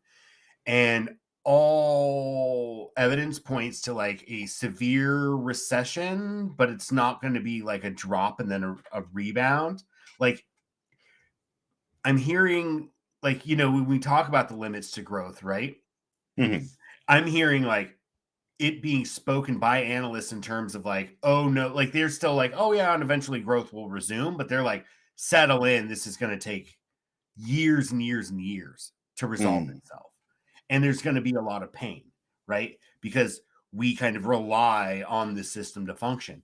And if there's a lot of economic pain, as Nouriel Roubini, economist, I actually should have pulled a clip from him from Channel 4, which is like public broadcasting station in the UK. Really phenomenal fucking interview with this guy. And I think he teaches at Yale or something like that. And he's basically like, this is the great deleveraging, right? Like there's so much fucking debt in the system. And like one way to get rid of debt is inflation, right? And so the Fed's they don't expect the Fed to necessarily respond to inflation. And I was saying years and years ago when the fracking boom was like all in Saudi America, right? When fucking Obama's like, we're going to be like Saudi Arabia with our fucking shale gas, right? Like, Yeah. and I was like looking at it and listening to what like analysts were saying about it then. And they're like, the depletion rates on these wells are so fucking fast that like they're taking massive amounts of debt that they won't be able to pay themselves back. Like the depreciation on it, like the useful life of the asset, and the revenues it's generating are so spread out that like they're not going to be able to service their debt. And as long as like 10 years ago, people are like, this natural gas boom in the US is probably going to have to, like, that debt's going to have to be erased by inflation, right? And there's a lot of other, because then you have, right, inflation benefits heavy debtors and punishes savers. It's like a tax on savers, basically. Yeah. Which is why I liquidated, a lot of my cash assets. Because I'm like, fuck this. Why am I fucking saving all this fucking money? It's not going to be worth shit. I'm never going to retire. I'll just buy everything I need. Yeah. And I don't think we will. And so, for me, 2023 is going to be pretty much the same as 2022, except with a few notable exceptions. Slow motion. Slow motion. Yeah. Slow motion is out there. I think economic crisis will come to a head in pretty severe ways fairly quickly. Yeah. I don't think this is going to be slow. I think that so many people are already on the brink of this. We're so impoverished that, and we know that our politicians are going to choose austerity over raising taxes on the wealthy, right? Yeah. And when they push this austerity, there's going to be more civil unrest. It might be around more Black people getting murdered by cops. It might be, some other kind of thing that triggers it. I saw, and it happens all the time, but I saw like a woman in Georgia, like 80-something-year-old woman in Georgia, Alabama, something like that, somewhere in the South, deep South, getting arrested because she was behind on her fucking water bill or something. She was like $75 in arrears, and they like took her to jail. They handcuffed an 80-year-old woman and took her to jail because she was less than $100 in arrears. Yeah. Debtors prisons definitely already on their way back. We're going to see a lot more of Apparently that. it exists. Slavery is legal if you're in jail. Yep. Right. So it's a And very so good we're reason to going put to people in see jail. a shift from fossil fuels back towards human labor. Slavery is coming back in a big way. Unless we can learn how to break this system where some people control everything and use the system to enrich themselves. Yeah. Unless we get some real fucking communism up in this bitch, like bad things are just going to continue to happen. Yeah. So economic crisis, I think, is a big one, especially with Europe and like so fucking gross. The U.S. It's like, oh, we bomb a pipeline and be like, no, Russia did it. And it's like, actually, let's not talk about it at all because we don't want people actually like invest, like even questioning what had happened because it's so fucking transparent that we did it. You don't want the Streisand effect. You know, be like, no. Wait, explain that to me. Streisand effect? A picture. South Park reference? No. I believe it was Barbara Streisand. Anyway, basically, the home got put out in the public, like a picture of it, and she was like, oh, like made a big deal out of it, basically. And so, but nobody was paying attention to it prior to her making a big deal out of it. And so, if she just said nothing, nobody would have known. But by making a big deal out of it, people would have known. But grabbed a bunch of eyeballs. Yeah, he grabbed a bunch of eyeballs, and people were like, "Oh my god, what's that all about?" And suddenly everybody knew. It's just like, yeah, I mean, sometimes it's best just to remain quiet. And so it's very similar here, you know, like with the pipeline. Like, oh, if we just don't talk about it, like Americans are already like not very interested in the news anyway. So let's just not mention it. Nobody's going to do the hard work. Right. So like for me, the big one's economic crisis, this physical conflict, proxy war in Europe is a serious concern. I do not want to go so far as to say it's like it'll escalate into a hot war and potentially a nuclear war. Yeah. Where is your, because how much media do you consume and where are you at on that question? Will it escalate? I mean, I consume enough to know that it either needs to stop or it will escalate.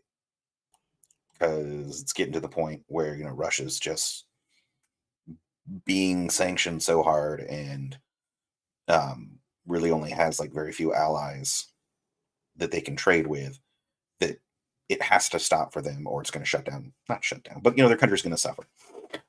In terms of the nuclear war part of it, I have to believe it won't happen because otherwise we're all fucking dead. Yeah, you didn't share that most recent clip there with me. Which one? From the text. It's okay. I'll just go to it and find it real quick. It was by War on the Rocks. I forget his name. This guy was actually brought up in an infographic show, and I was able to then look up the source, and it's a cool fucking article by Jeremy Shapiro, October 12th.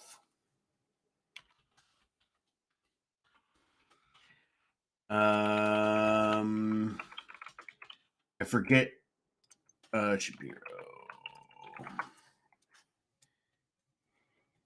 And then I want to go here, and then I'm going to say we are this one. Boom. You can see that? Yeah. Cool.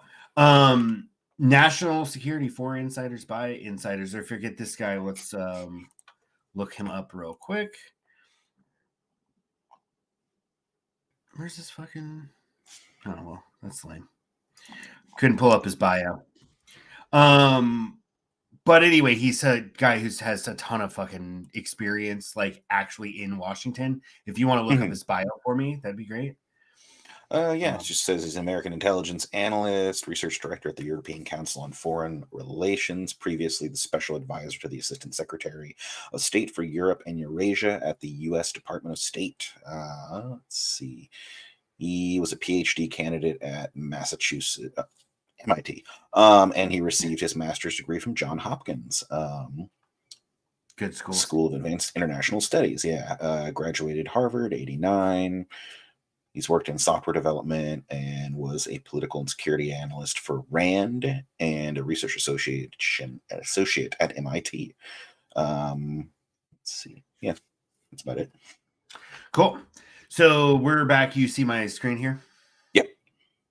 It's a fucking spooky ass picture, dude. What is And you that? know the speaking of Battering which, ram? like these are the vehicle ground-based delivery systems, Mm-hmm. right? I forget there's a bunch of different models, but we don't really have a lot of these, right? We have siloed ICBMs Mm-hmm. as part of the triad. Then we have our nuclear bomber fleet, Mm-hmm. which I heard somewhere they took some of them offline. Like some B2s went down for maintenance or retrofitting, or they're doing something to modernize them. Mm-hmm. And then obviously our submarines are probably the most crucial of the nuclear triad because they can get a lot fucking closer to their targets than an ICBM, and Because therefore where deliver are they? faster. You don't know. What's that? Said, where are they? You don't know. You have no idea, and they're really also difficult to. Yeah, they're difficult to track, know where they are, and they can strike Yeah. really quickly. And they're more or less impervious to fucking. You have to know where they are to hit them, right? So Yeah. they're not going to, unlike missile silos out in the Midwest and shit, which could get hit by ICBMs preemptively or a retaliatory strike. The subs are pretty much, you know, the subs Submariners are will be the last of us guaranteed alive. that no amount of missiles taking out our ground-based nuclear systems will not be responded to. So anyway, in war, nothing is inevitable, but nothing's predictable. The war in Ukraine has a direction that observers can see and that we should name. I like that. Let's talk about it. Because if All we're right. not talking about it, we're not fucking ready for it. Yeah. What began as a criminal aggression against Ukraine has become a proxy war between Washington and Moscow. Absolutely, it's a proxy war.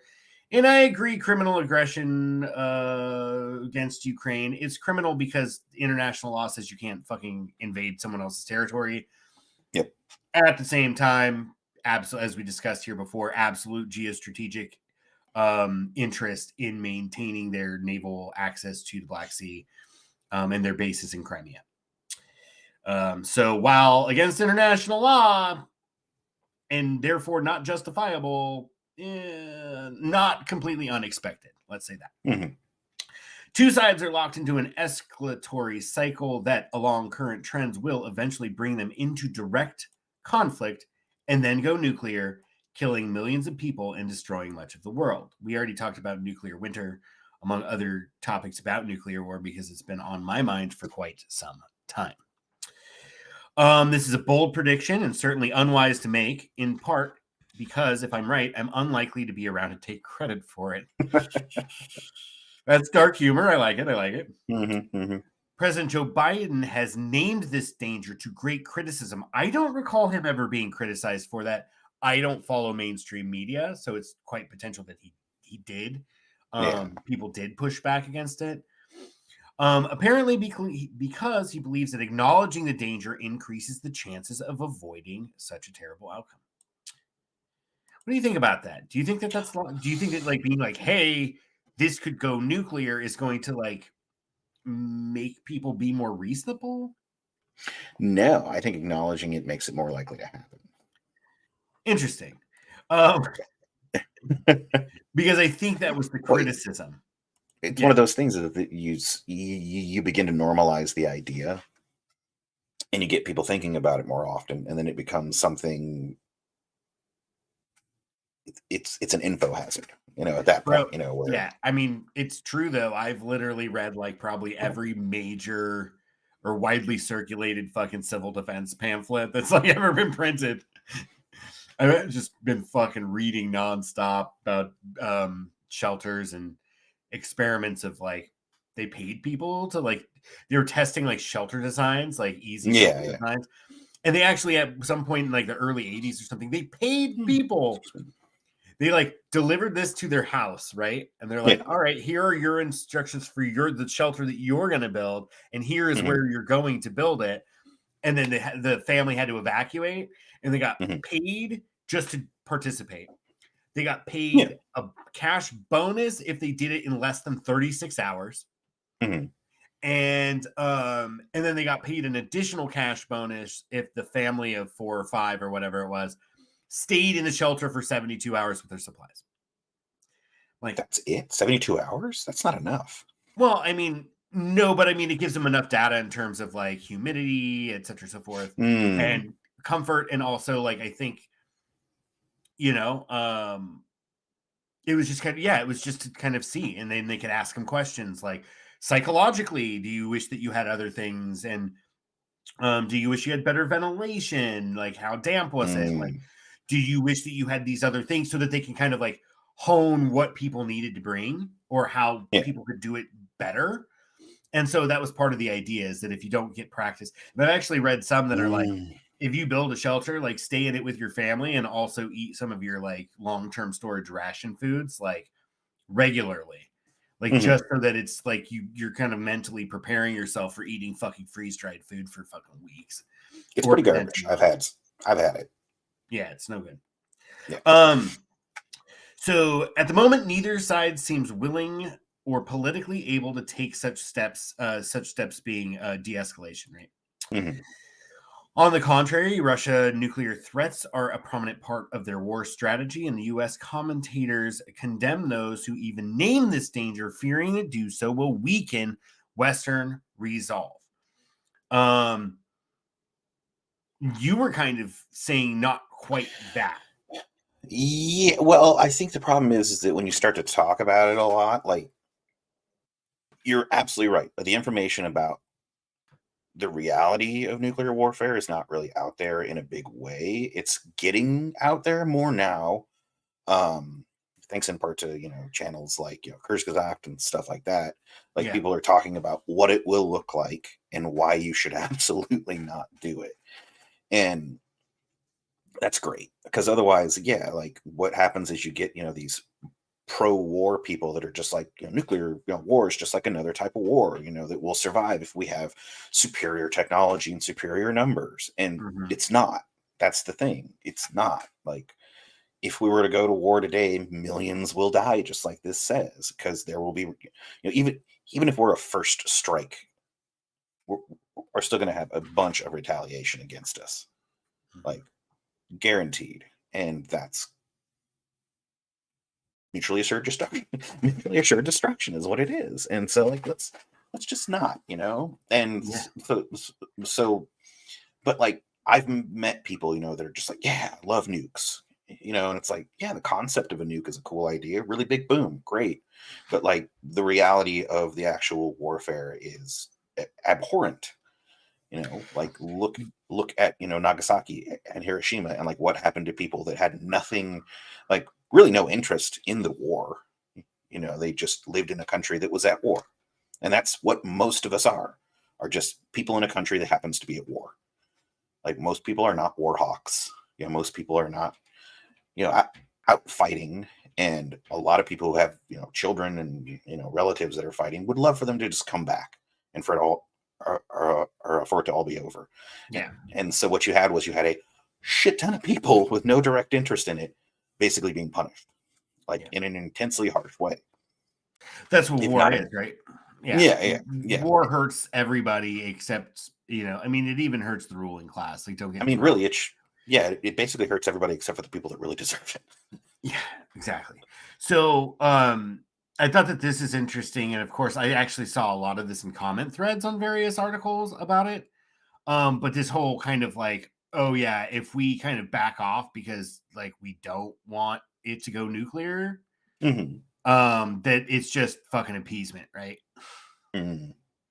Which is just, I'm like, yeah, sure, yeah. I mean, it's annoying, yeah. It's true. I'm not so prideful, and I got no nationalist fucking boner, right? Like, I don't give a fuck. Like, if we're like be seen as appeasing Russia.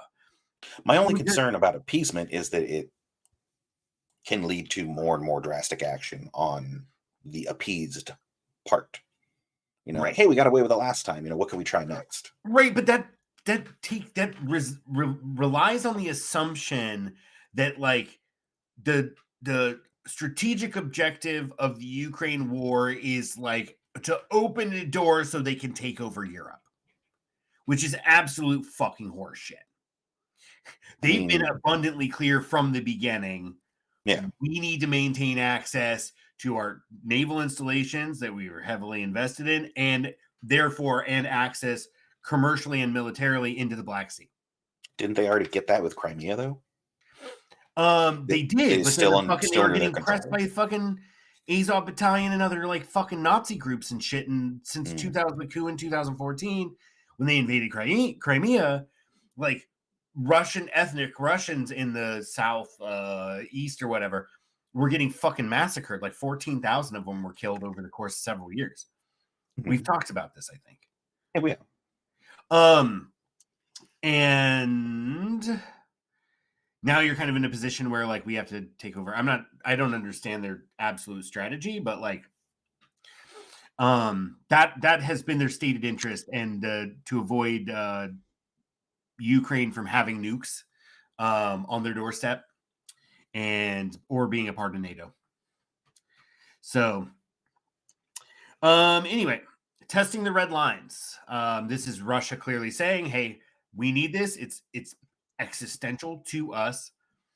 If we feel under existential threat, we'll use the tools available to us. No rational or even sane leader plans to start a nuclear war. And for all of the Russian regime's risk-taking, it does not show signs of suicidal tendencies. The essence of the problem is more insidious than mere insanity.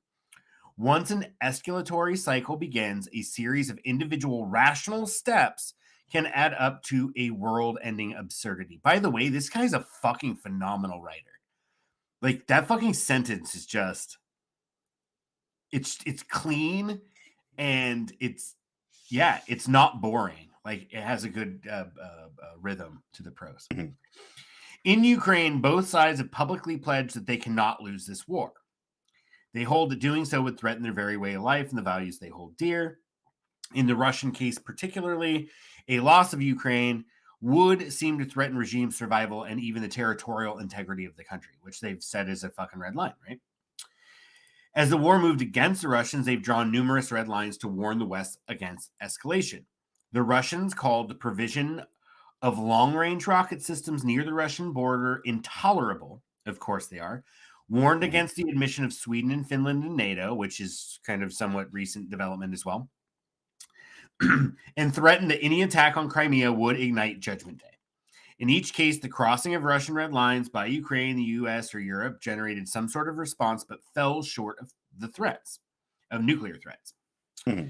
Now they're saying that he's a paper tiger, and that they can kind of push him around. And I think that that's kind of the point that he gets at in this article. And I don't have to read the whole thing because it's fucking a good article. Yeah. But basically it's like, by virtue of him like being restrained, right, has caused the perception that he's weak and won't do it. And actually, that's kind of what prompted me to bring a lot of this stuff into this discussion today. Was I was having a conversation with someone, and I was like, maybe if we just like let them win, and then they won't nuke us. And the person responded like, "Oh no, they're losing," which is fucking state propaganda. Like, we're not there, and we're not, like, it's impossible to tell truth from fiction, fact from fiction, when it comes through a filter that has shown from the very beginning absolutely intent on not providing full accounting of what's happening and perpetuating a particular narrative, right? Or if their justification or their narrative is so transparently bullshit, they just avoid talking about it. Like I mentioned with the FAIR article earlier about it being a intellectual no-fly zone to talk about U.S. involvement in the bombing of the pipelines. At any rate, where was I? The bluster. Yeah, exactly. Okay, so it's kind of almost being perceived as, they're weak, so we can press further, right? And then you come down here and you have Russians have consistently responded to battlefield setbacks. I want to say battlefield setback happens all the time in war. And when your media is like, oh, see, they're losing because they gave up territory. It's like, or did they find that holding that territory was going to take too much and that they had a better defensive position elsewhere, right? And Or that's my even, hey, we're going to understanding. redeploy those troops somewhere else and draw you into a trap. Like it's not as Right. simple as just controlling the most land all the time. Oh, right.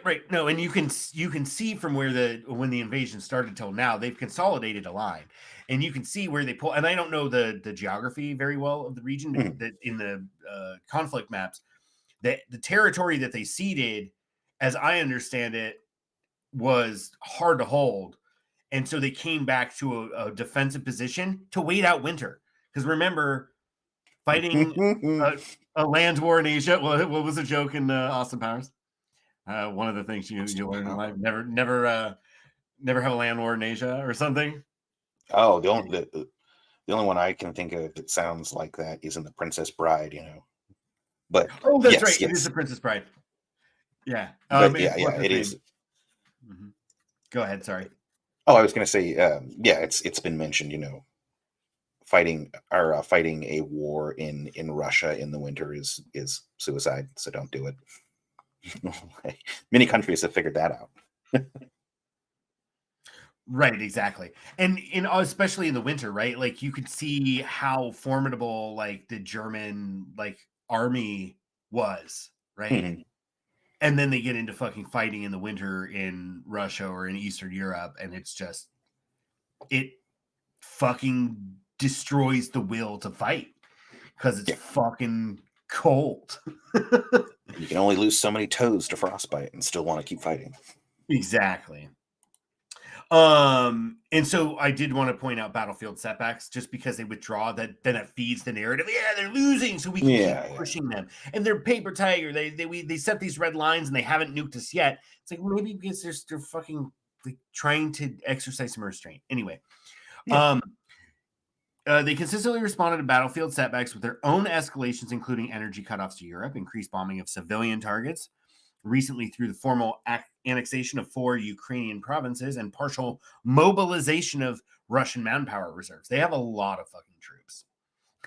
And I was reading too that the early kind of like, oh yeah, Ukrainians are kicking ass, like was because Russia went in with one particular like idea of how to wage that war and it didn't fucking Mhm. work. So they fucking regrouped and started fighting it differently, which is how warfare works, right? Um, in taking these escalatory steps, both sides have increased their domestic and geopolitical costs of compromise, thus increasing the incentive for further escalation. And this is what I wanted to really draw attention to because what we were saying about this, like, oh, they're a paper tiger. Oh, look, they're like the Ukrainians are winning. Yay, wave our blue and yellow flag. When like all that does is make us harder to like you were kind of saying that by virtue of discussing that is a possibility that it would kind of like normalize this frog in the pot of warm water kind of thing and then we'd be like Yeah. okay sure nuclear war is not that bad, right? Yeah, yeah. And I guess in some sense that plays into this, right? Where if it continues to escalate and you kind of just assured people, I mean, the city of New York, I think, or New York State, did you see that shit? I think I know what you're talking They put about, out where they as were like, basically like surviving a nuclear fucking attack. yeah, yeah, and it It was was like like a step PSA one, or don't. something. Yeah, yeah. Yeah, yeah, I remember that. They put it out there and they're like, why are we putting this out there? Why Right. now? Exactly. Which is just absolutely insane. It's bad time. It's reasonable, but we needed civil defense structures in this. They needed to never go away, right? Like Right, right. not because, we're afraid of blowback from our imperial ambitions abroad, but like just because it's good. And I honestly think that it would do a lot to build community Mm. and overcome some of this compartmentalization that we've gone through by an algorithm that feeds us things that keep our eyeballs, and therefore we're like trapped in this cycle of like of confirmation bias, right?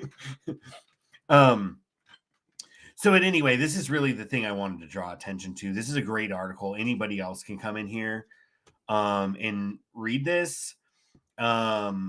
but I really did want to draw attention to the fact that like we've put ourselves in a position where we think Ukraine is winning, so we're going to be bolder, right?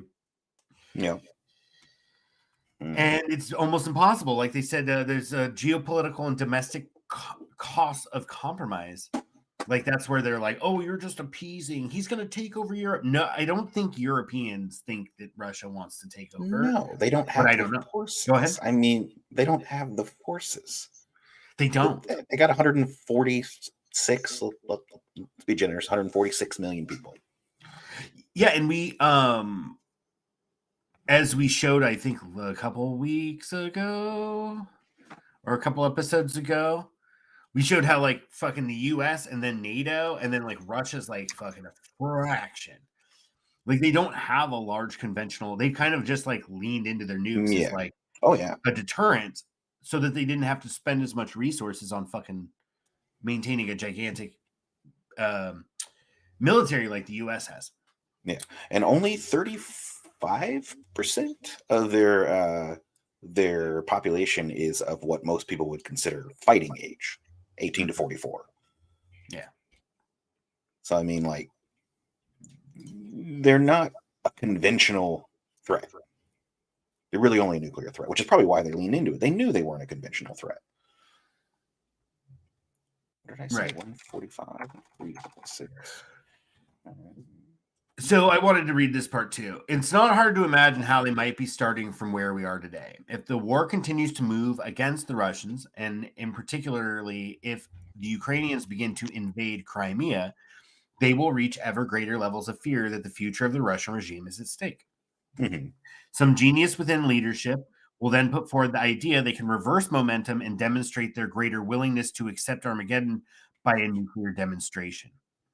As Mike Hoffman and Anya Fink have noted, Russian military analysts have long believed in the demonstrative use of force and could subsequently include nuclear use for demonstration purposes.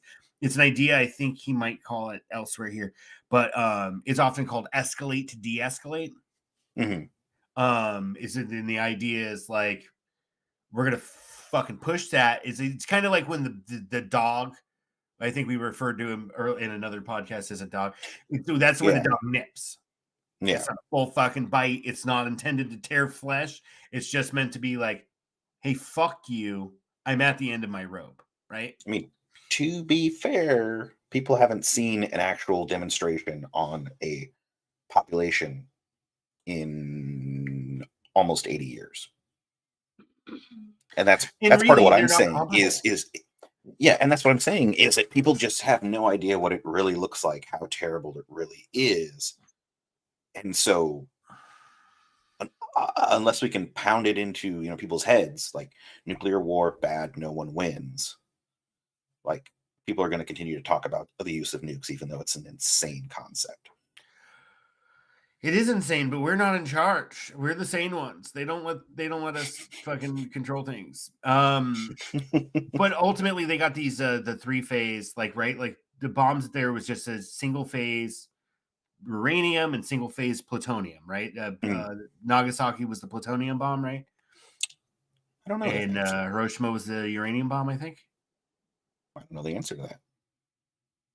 I think it was the plutonium bomb was the second they dropped, which actually was the more effective in terms of like plutonium. Weapons grade plutonium is far easier to procure than fucking weapons grade uranium, as I understand it. I mean, I just watch YouTube videos and shit and read. Oh, you have to breed plutonium, I think, from uranium, if I recall it right. Okay. Maybe that's the case. I thought it was that the 235 is so common. It's like the vast majority of the isotopes in existence are U-235, and it needs to be 238 for weapons grade. And plutonium its like the greater at the isotope that's more available, it can initiate a chain reaction or sustain a chain reaction rather. We're learning along with you, which is better. Either way, Plutonium, I'm almost positive, became the dominant means of the dominant fuel for fission. And then the H bombs or thermonuclear, they used fission, like plutonium fission, to trigger a fusion reaction of heavy hydrogen. Yeah, that's what it is. I think you're right. Because it says, however, since any plutonium can be used to create a bomb, no matter how unstable, it is considered the material most used in nuclear weapons, and because it produced as a byproduct of uranium power reactors, meaning that it requires much less energy to harvest a plutonium than to enrich uranium. That's what it is. Okay. Yeah. Yeah, so plutonium's a common, but they do the 3-phase where they have I think they use a plutonium fission to create enough energy or enough pressure or whatever it is to fuse initiate a hydrogen. fusion reaction. Yeah. Of deuterium and deuterium. Yeah. deuterium and tritium or whatever.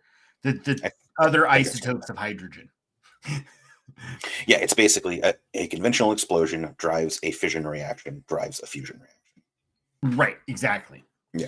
Yeah, and those are the big ones. So when you said we don't have any experience of these things on human populations in over 80 for well, 80 almost whatever 80 years, we actually have no experience true. Of these multi-phase, because I think there's some bombs that use a third phase too. I mean, neutron bombs are the ones you really want. It was a fission, fusion, fission bomb, where like they used the energy from the fusion to trigger another fission reaction. I want to say with U-235. Which like U-235 is fairly stable. It takes too much energy to use it as like your initial charge. But plutonium, you just need to put a lot of it in one place and it'll kind of spontaneously go boom. Reach criticality. Yeah. At any rate, yeah. So anyway, we don't have actual experience dealing with this. And so this demonstrative use, the West, this Russian optimist will argue, doesn't really care about the Ukraine and will recoil at the real prospect of nuclear war. Lacking better options or any real options beyond surrender, Putin or his successor will seize on this deus ex machina. Such thin hopes of turning defeat into victory are the most effective enemies of peace. Meaning, like, if he's escalating to de-escalate, like, it's probably not going. No one's going to sue for peace. Russian forces will launch a small number of tactical nuclear attacks against Ukrainian. This is fictional, hypothetical, but this just shows. And with Threads and the day after, and there was the other one I think I mentioned to you. Maybe we can try and put those in the description too. There's 3 movies, feature-length movies about nuclear attacks and surviving nuclear in the aftermath of nuclear attacks. And in every single one of them, they have some kind of escalation. In fact, in the one that I can't recall its name, it ends before like the all-out part of the nuclear war, and just shows the escalation part of it, which I thought was fascinating. And it gets into nuclear depth charges and they were going to break some some country blockaded something and Russia came to their aid to blockade it too.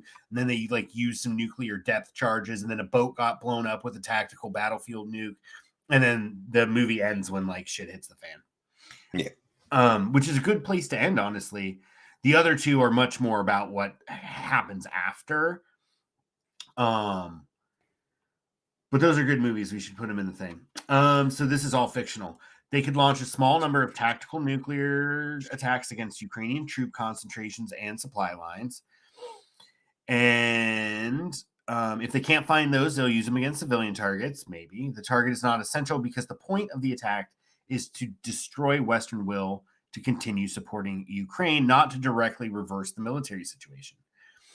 And I was reading today, actually, that basically the Ukrainian, with all this talk, Russia's losing, like, as of right now, the Ukrainian forces do not have the capacity to actually take back territory. Like they can stop and they're fighting and they're still effectively fighting, but they don't actually have the resources to like regain territory. They'll additionally put their strategic nuclear forces on alert and begin unusual movements of assets in effort to warn the U.S. against responding. The U.S. government has certainly considered this contingency, which is why both National Security Advisor and Secretary of State were recently dispatched to warn the Russians they would suffer horrific and catastrophic consequences if they used weapons in Ukraine, nukes in Ukraine. However, the U.S. government will still struggle to find a response that reflects the gravity of Russian use of nuclear weapons, but does not represent a further escalation towards direct confrontation and all-out nuclear war. So basically, what you get to is you escalate to de-escalate, and then the opposition, which in this case happens to be the United States, doesn't have a reason. They can't like reasonably respond to that. Right? Like, how would you, I mean, right? And then a lot of people would be, well, like, fuck that. Like, if you just like, okay, fine, we're done. Then what's to say they don't then take Poland, right? And be like, well, if you fucking stop us, we'll just nuke you, right? Yeah. It's I mean, really that seems like the inevitable consequence. Like, they already got Crimea, and now they're like, well, we got to push into Ukraine because they're attacking us. And it's like, okay, cool, now you have that. But I mean, what next? Like, that does seem like the obvious question. Like, what next? Right. You don't feel safe without these 4 territories in Ukraine. You have them now, provinces. But like, what's to stop you from not feeling safe on the next, for the next our provinces, and the next, and the next? It's just like, and then you're back to Soviet Russia.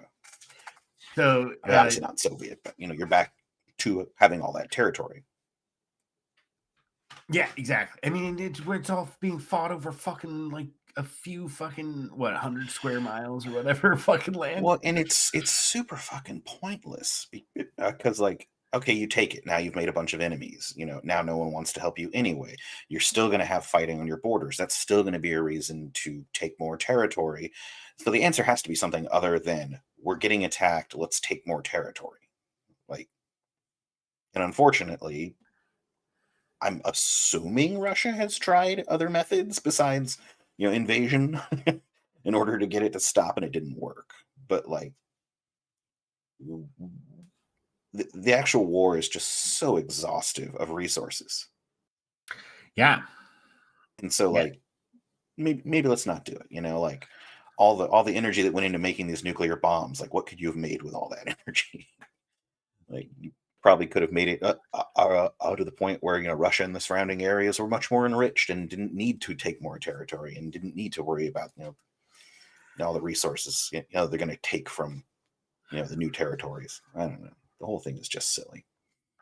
It really is. And then this is hypothetical escalation. Basically, it's like, okay, cool, and they go tit for tat with like small nukes, like against like military targets. Yeah.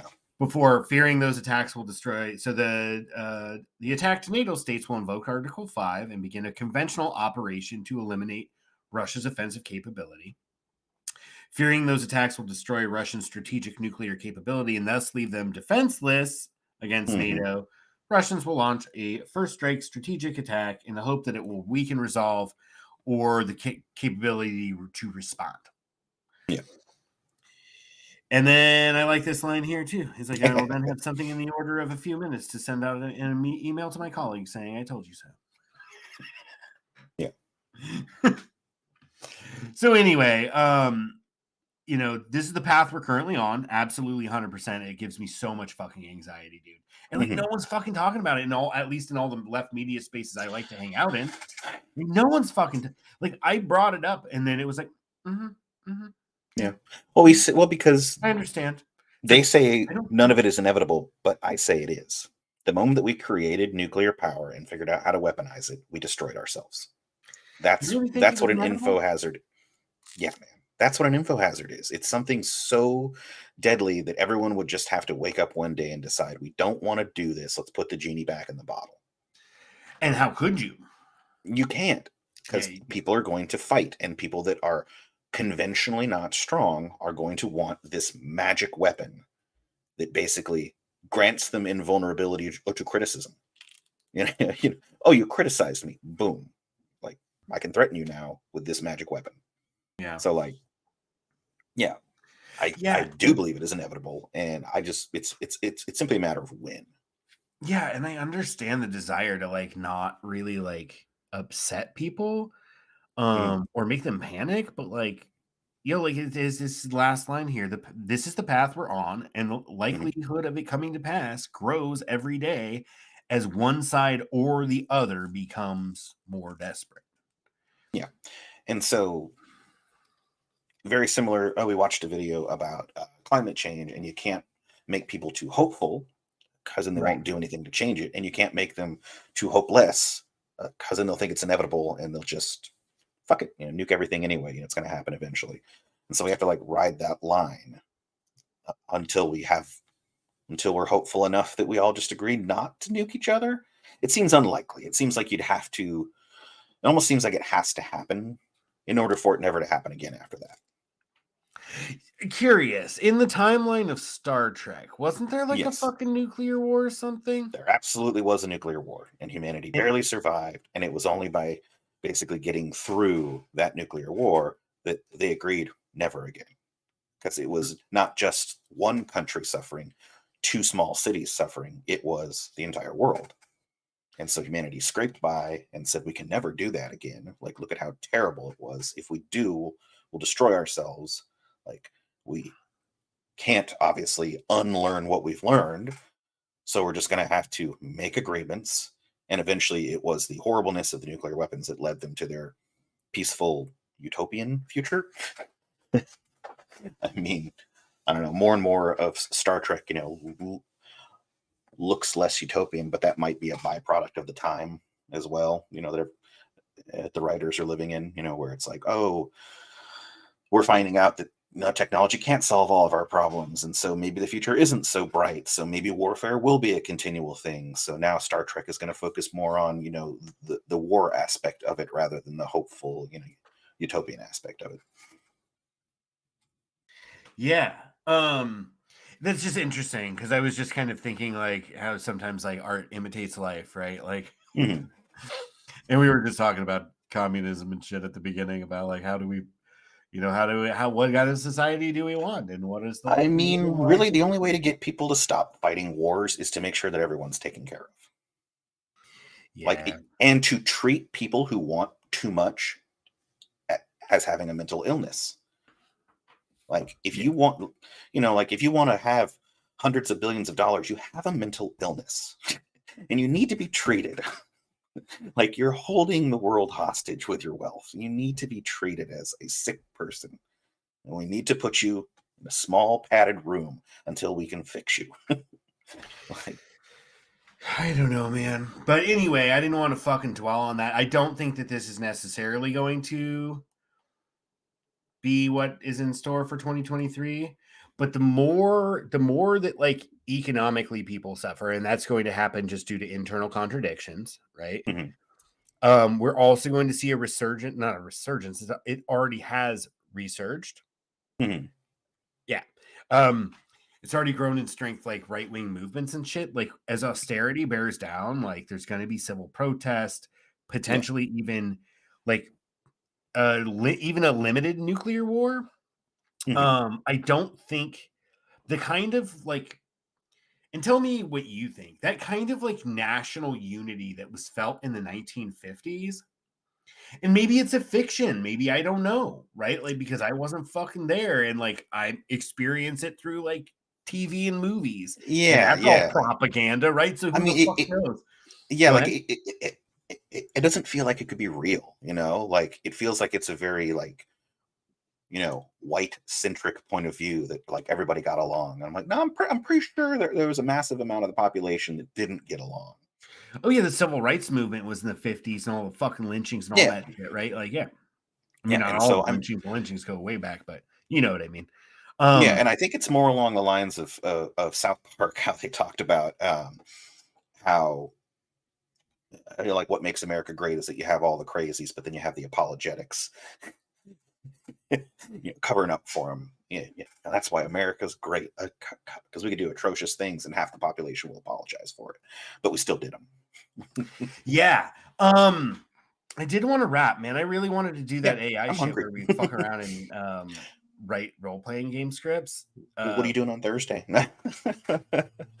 Actually, I have nothing. I'm between classes, so as of Yeah. now, I don't teach. I'm not teaching. School doesn't start for me till next Monday. Okay.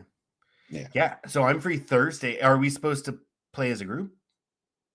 No, you haven't checked the Discord. Let's talk about it offline. Yeah. Rather when we're done with the live stream. I did want to say though, like economic contraction will continue, and Yeah. I kind of was telling my. Sorry, go ahead. No, I'm agreeing. Yeah, it has to. Yeah, one of my things I said to my partner the other day, I was like, I honestly think that this kind of like the thing is that this just happens in stages, right? And so with COVID, supply chain disruptions, and now like it's harder to get some things, and then like and whatnot, it's harder to get things, and some things you just are too expensive now, like them that weren't too expensive, out of reach earlier, and that's going to continue to happen. Like there's no recovery when people are like, oh, and then when COVID's over and everything turns back to normal, like it's not. A great example in my life is once COVID hit and all the restrictions began, the demand for video cards for computers skyrocketed. Because production decreased, and the number of people that were stuck at home and wanted to fucking play video games skyrocketed. And so the prices just went crazy. And now it's being reported that it's at its lowest demand in 5 years. And it's not like more are being made. It's that the prices went up, the buying power of your average purchaser went down, and people just can't afford it. And so naturally, the product is just not being purchased. And it's not because people don't want them. People still want them just as much, but you can't afford it. And I have a feeling that that is similar to a lot of industries. People want new cars, but they're too fucking expensive. Like an entry level car is $30,000 now. Yeah. Like double what it was. So, yeah, and I heard a lot of that's going to start self-correcting. Like, I think that there's this kind of like really kind of fucked up thing going on. And I don't know. But either way, all I know is that like we don't matter. Yeah. And the masses are going to feel the pain. And I'm concerned in some ways about the social consequences of that. And as I was saying when I asked you, like, I don't feel like we have the level of unity that we did during like the 1950s. And so like I don't think we're gonna, like, even if there's like a nuclear strike or something, you're not gonna see the whole country rally behind and be like, yeah, let's get these fucking guys. We don't, I don't think that most Americans actually give a shit about Ukraine, except for liberals that spend too much time watching fucking CNN and MSNBC. No, I don't care about Ukraine. I care about, Russia thinking they can threaten everybody with nuclear weapons forever. That's bad. Right. See, and I don't think that they would have threatened, but that's all, hypothetical, right? Like, well, I think that if the US didn't install a fucking pro-Western puppet government, or rather, like, we said, hey, don't invade, let's sit down and figure this out and respect the people of the Donbass, etc., like, to have self-determination and either affiliate as like a new state that affiliates and chooses to have stronger economic and social ties to Russia, or otherwise carve that off and incorporate it into the Russian state. And I don't think that that's a problem, because I mean, anybody that's like, oh, but you can't just like take some of the boundaries change all the fucking time. I mean, stop. Oh, it's a very new fucking private property. It's a very new concept. Bullshit. Yeah, and like national boundaries. It's like national boundaries fucking change all the time. And if you remember, fucking, I read somewhere else, World War II was started over, or sorry, World War I was started over a very minor territorial dispute. Just fucking crazy. Are you muted? Rarely. I was typing furiously. I was going to say it is funny that we started thinking like that after the West like established its borders. We basically said like, no, this is good. Now you can't do what we just did anymore. Oh yeah, Nope. all this. Like I no mean, more but we changing still borders. do, right? When it Yeah. suits the West, when it suits, and when we should be very clear, it suits the ruling classes and the banking elites, because this Yeah. is about accumulation of wealth, because that's what capitalism does, right? Right. But when you see South Sudan and you see kind of like an ethnic geopolitical conflict between various tribal groups or whatever, and I'm probably doing it a disservice and pissing someone off somewhere. We When are there's all conflict, horribly undereducated about Africa. yeah. And I actually have quite a bit of experience, but not in that particular conflict. Yeah. But when it suits certain interests, then you can get a referendum vote and split a country, right? But you have Taiwan, where like the US is doing its goddamnedest, send weapons, send embassy diplomatic representatives, like violate the fucking one China policy that's existed for fucking ever. And anybody that's like, oh, China's gonna like start World War III by like invading Taiwan, it's like it's theirs. You can't fucking you can't get mad at someone for invading their own fucking territory. They're basically a vassal state. Right. I mean, Taiwan was part of fucking Yeah. China, but at the time, the fairly new, very fragile Chinese state didn't want to fucking exhaust itself waging a fucking war. Yeah. Right? Well, and if the U.S. were to offer Taiwan weapons, they'd be like, "What for? What the fuck do we need weapons for?" No, I'll we're look busy into creating that for our microchips. next show. I think Yeah. they might actually be sending weapons. What do they need them for? Because it's fucking the U.S. empire is collapsing, and this No. is what I'm sorry. I mean, empire Taiwan. What do they need them for? They're busy being an economic powerhouse. Why the fuck would they want to start a fight? Like number one chip manufacturer in the world. Yeah, I don't know. them or I'll do a Korea. little more digging because maybe I'm totally full of shit, which is completely possible. But it's it's kind of like what is information versus like what is data, right? Like the information is the useful shit that we just get bombarded by so much fucking data. Like it's sometimes difficult to good point. Yeah. Parse it out and make sense of it. And I could be confusing two things possibly, but anyway, that's all we did. We shot the Poodoo. Who shot first? Who shot the Poodoo first? I think we might have a great new slogan, with Thunderous Applause podcast, where we don't matter, neither do you. We don't matter, neither do you. I like that. It's really fucking sad, but like sometimes I like it. I don't know. It gives me purpose. Like I feel like I have no agency, and here now everybody gets to feel what I feel every fucking day. Talk about mental health crises in America. No, this is what happens. You get YouTube channels. All right, man. I think I'm gonna call it. So, like, we're looking at economic catastrophe, possibly slow moving with little punctuated jumps ahead. We're looking at people suffering due to disturbances in the system. Probably a recession due to lessened buying power of the average consumer. Oh yeah, recession. They're just going to always use the word recession and never call it a depression again. But like we've basically been kind of in a slow depression for a while. We set it up though. That's the Great Depression. Now we just have a minor depression. It's already set up for it. Well, we had the Great War, and then what happened when we had a fucking other one though? Yeah, the Greater War. We just changed the name of the first one. A Greater War II, Electric Great Boogaloo. Depression, the Second Depression. Yeah, the Second Great Depression. Or the First Depression. First Worldwide Depression, Second Worldwide Depression, kind of like World War II. Yep. And then we have this conflict. It's just fucking scary. And there's all sorts of other stuff going on, like Israel potentially threatening Iran because the Iran nuclear deal or the nuclear treaty is no longer like it's instead. Trump got rid of it and they couldn't revive it, which Joe Biden didn't want to fucking revive it. The neocons want fucking global conflict because they're confident they'll be able to go in their bunkers and they know that like there's only one way to do it. It's either we have to like everybody has to have a lower standard of living, or we have to have a lot fewer people because there's not enough to go around because we've overshot the Earth's capacity to provide for us. I think I know which one the wealthy want. Precisely. It's going to be the great depopulation.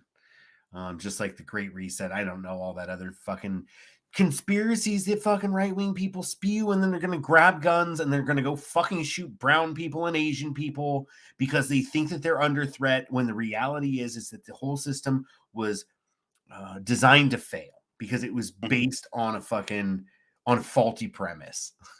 The world is infinite.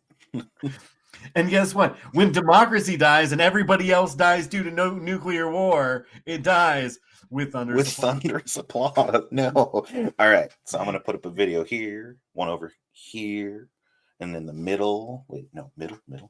Subscribe right there. There we go. Subscribe right there. Oh, excellent. It'll all be there, I promise. What's that? Man, you're awesome. All right, much love, man. Let's connect later tonight about Thursday potentially playing some role-playing games and or doing an impromptu stream where we ask the AI to write a story for us. Because it's actually really fucking rad, and I'm sorry we ran out of time on it, but it's super cool. Join us for that. It'll be great. All right, see you, buddy. Later, everyone.